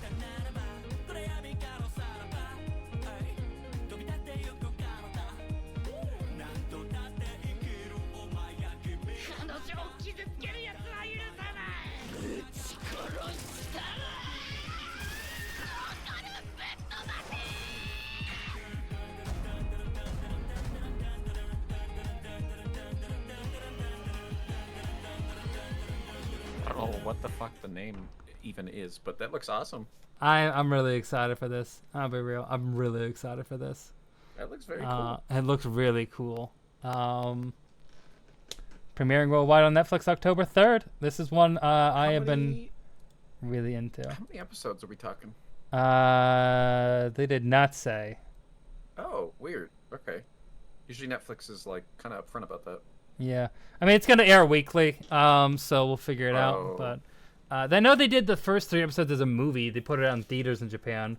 Oh, I should watch that. This one has a lot of press behind it. People are really hyped for this series. I don't know that much about it.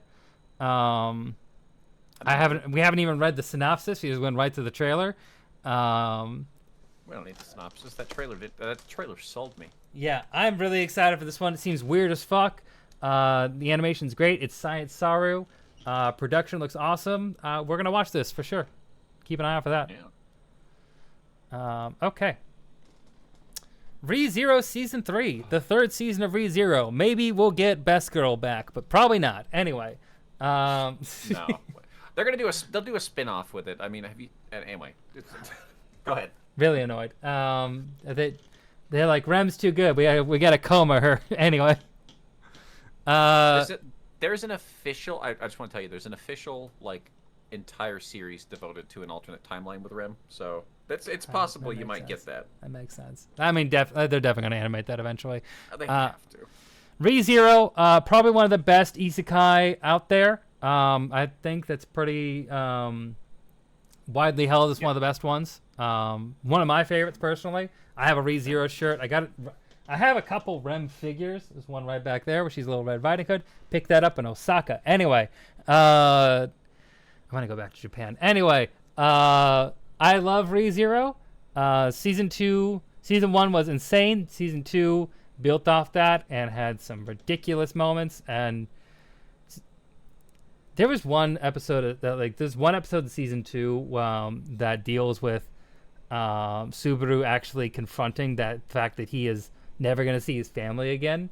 And I thought that was one of the best episodes of any isekai I've seen in a very long time. I think it's one of the this anime has a really great ability to actually confront those aspects of like you are never going back. And I think that's really he despairs. Yeah, I agree with you. The amount of times that he realizes something and just reaches utter despair. Yeah. I think the fact that he actually mourns the fact that he's never going to see his dad and like having like a conversation in his head with his parents who he's not going to see, I think is really it's a really beautiful episode, and it's one of the things that so many anime don't even bother with. Isekai just don't even bother confronting that you're never going you're gone from your family. And like Subaru isn't someone who died. He was walking home from the store and he's just here. Yeah. He loved his family. Like he cared about the people around him, you know, and he's just gone from them now. And they're never going to know what happened to him. And like him confronting that is really interesting. So like there's something like popping in my ear. It's really fucking annoying me. But anyway, it's like one of those low-level annoyances. Like static? Yeah. It's like, what the fuck is that? I Anyway. heard some earlier. It's like a popping in my ear. Yeah. Anyway, it's fine. All right, let's just watch the trailer here.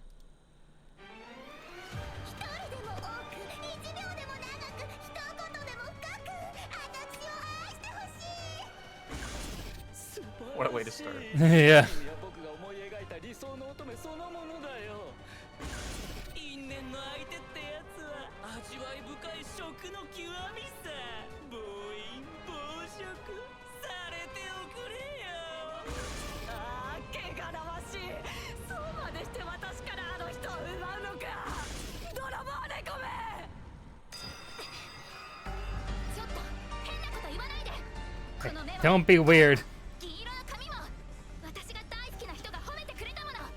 世界で一番かっこいい女の人と同じなの。それを変な風に言って怒ったから。怒るだと冗談じゃない。それは私のものだ。私があの人からもらったものだ。それを私から奪おうなんてやめろやめろやめろやめろや。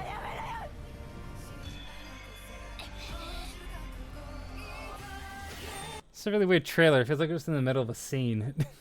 Yeah, we just dropped in halfway. I mean, it's pretty. It's Yeah. cool. I don't. This tells me nothing about. Yeah, I mean, it's cool that we're actually going to see more of the evil, the cult, and the other 7 deadly sins.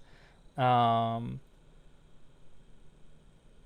very excited for that. Okay.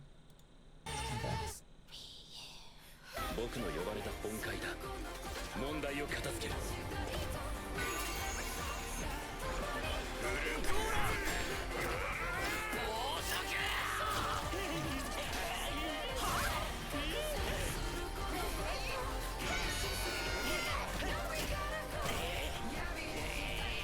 Yeah, this is more of a trailer. There we go. Yeah.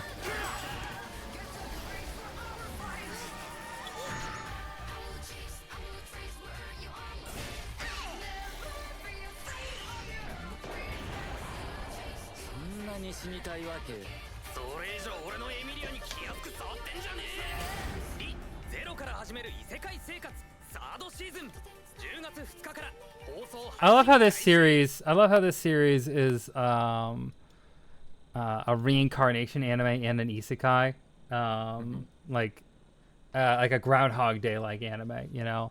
And like every time Subaru dies, it feels so impactful. That was one of the things I loved most about like the beginning of season 1. The thing that really grabs you in is that every time Subaru dies, he loses so much of. Are you good? No, yeah, I was. Yeah. Every time Subaru dies, he loses so much of this connection that he's formed with people, and like his ability to keep those things straight and to understand his relationship. There's so many moving layers of emotion and character development that happens in Re:Zero that I love so much. It's such a well done series. The I think one of my favorite moments for that is during the first season. I guess slight spoilers. When he ends up in combat with Rem.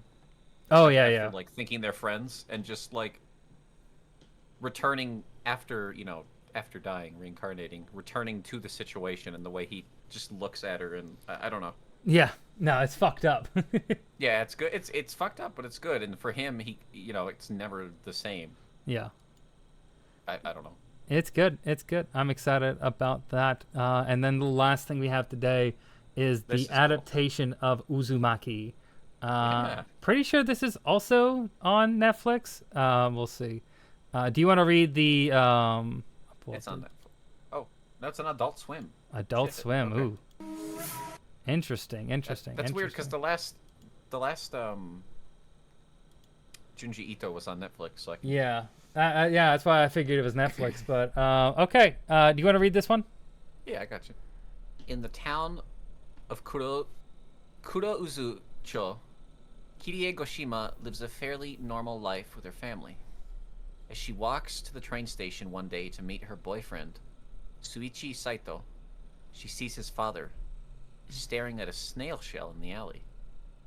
Thinking nothing of it, she mentions the incident to Shuichi, who says that his father has been acting weird lately. Shuichi reveals his rising desire to leave the town with Kirie, saying that the town is infected with spirals. But his father's obsession with the shape soon proves deadly, beginning a chain of horrific and unexplainable events that causes the residents of Kurozu-cho to spiral into madness. Yeah, so from the legendary horror author Junji Ito, we have one of his most acclaimed works, Uzumaki. Let's just watch the trailer. Spirals are so iconic in anime. They are. Whenever someone mentions spirals, I just think of Gurren Lagann. Same, but there's like layers, right? Because I'll think of this one, but they all bleed back to Gurren Lagann, yeah. Yeah. Or Naruto also. It was, but anyway. There's plenty of others. I can't think of. I know I've seen like at least like 7 shows. Japan has a lot of interest with spirals. Yeah, it's strange. Anyway. There's a lot of spiritualism around it too. Anyway. Also, I love this choice to make it black and white. I think Junji Ito's art style works best with black and white. Yeah, you can do a lot more. There's some color frames in some of the books, but I think a lot of all the other adaptations have been in color, and like they haven't really landed as well. I think you don't have. There's a lot of reasons for that, I think, but I think putting it in black and white will help a lot. I agree. Yeah. この町で起こった奇妙な出来事の数々です。ダイヤマン、その背中どうしたんだ？渦巻きというものに何やら神秘的なものを感じるんです。いや、絶対に何か不思議な力が秘められてるに違いない。渦の入り口に過ぎなかったということに。額に何を隠している？ちょうどいいわ。これを見ればあなたもきっと。やっぱり渦巻きだ。私たちはまだ気づいていませんでした。なんだか変なの。ちょっと私の顔見てくれない？ Jesus Christ.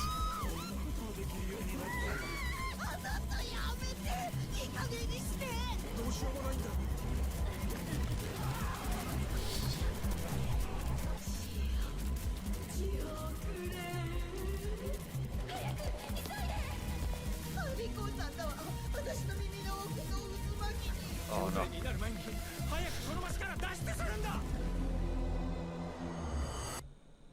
Bye. Goodbye. Junji Ito's spine-tingling manga comes the all-new limited series. All new. Japanese language premieres Saturday, September 28th at 12:30 Oh, on it's so jarring to hear that. Yeah. I have no. It's the first English voice he had. Oh God. You see that thing on the side there? Common side effects. It's not really an anime, but it looks interesting. I don't know. Not worth watching the trailer now, but you might want to watch it. Our research has shown overall that diarrhea is the most preferable side effect compared to. Okay, interesting. Anyway, just check it out sometime. You might be interested. Put that up there. Anyway, yeah. So Uzumaki looks insane. Very glad that we're finally getting this adaptation. I've heard about it for a while. It's only gonna be 4 episodes. Doesn't need to be longer than that. It's not that long of a series. No. But this is the one to keep an eye out for soon on Max. Anyway. I hope we continue to get more Junji Ito adaptations. Yeah. Good for Junji Ito. Seems like a really cheery guy for someone who makes the most fucked up shit.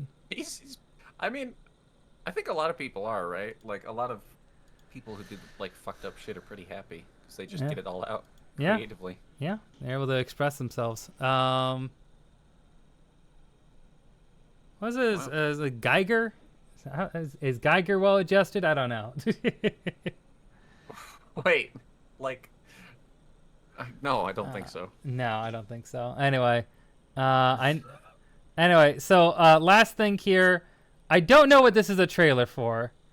It's a brain tumor. You have 2 years left to live. Let's look up what this is. Lycoris Recoil. What? Translate. Original okay, that doesn't help. That's the wrong one to copy. Is it this one? Project by Licorice Recoil team? maybe. Maybe, I don't know. Negative, positive, angler. Oh! Oh, hang on. I actually clicked. I wanted to look at that one, but you didn't. I didn't click. click. Fishing. Yeah, I did too. That's why I skipped it. I thought I was just gonna watch it silently on my own because I like fishing. Okay. Well, here we go. Let's put this on the list. Okay. And let's talk about it. That's funny. I just had that silently sitting in a tab this whole time. Yeah, there it is. That's the one. Okay. All right. Let's talk about it. The story follows Tsunehiro Sasaki, a depressed college student burdened with debt and being told that he has only 2 years left to live. After falling into the sea while on the run from debt collectors, Tsunehiro is rescued by his friends Hana and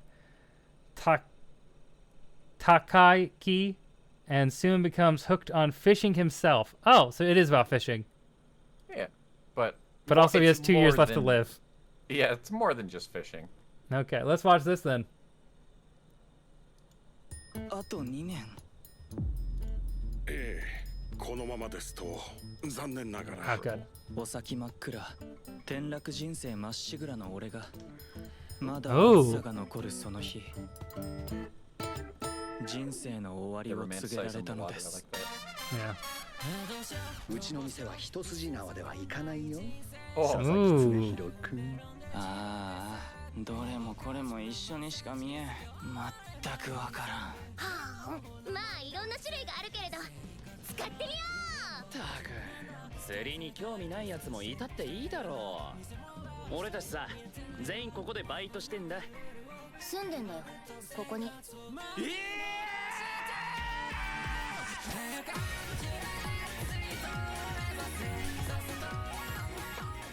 魚釣りはさ、難しいもんな。それでも俺たちは釣りをする。なんでそこまでやるかというと、なぜだろう。は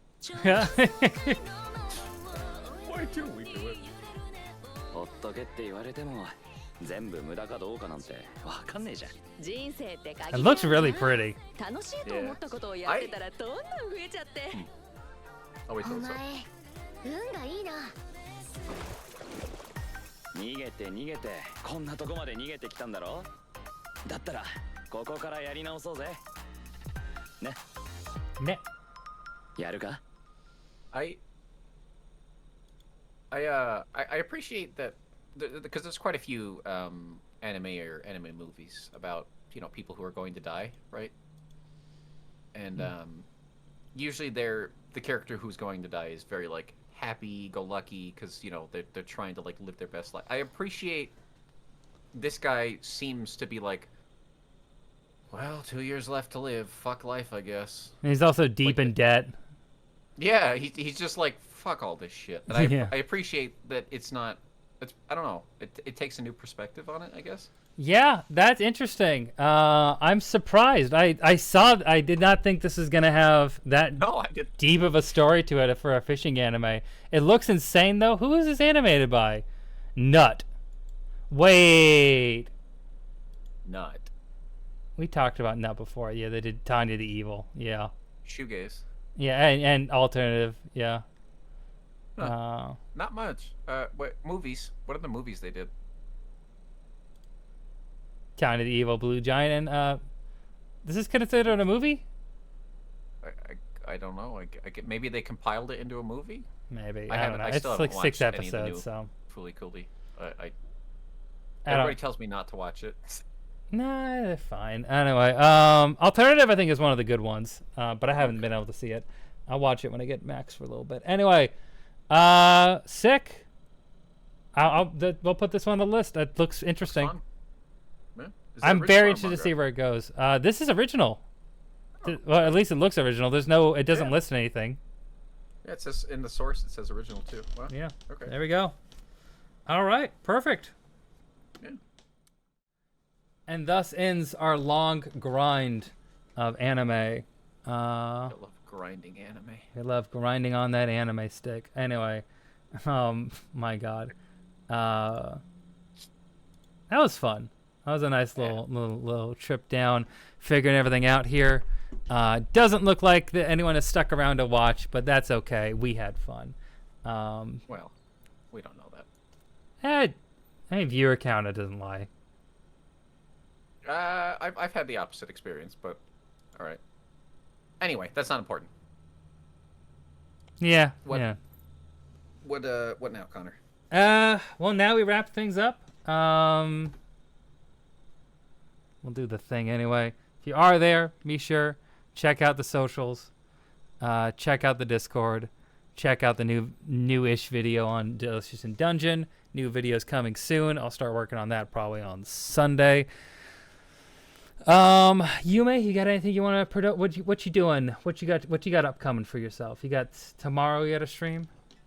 Yes, me and Yosh on his stream, Dingus and DJM, we're doing Abiotic Factor, I believe. Look at that. And then Back in the Sunday, or maybe sometime tomorrow before that, I'm gonna try to do some Splatfest because it's the last one.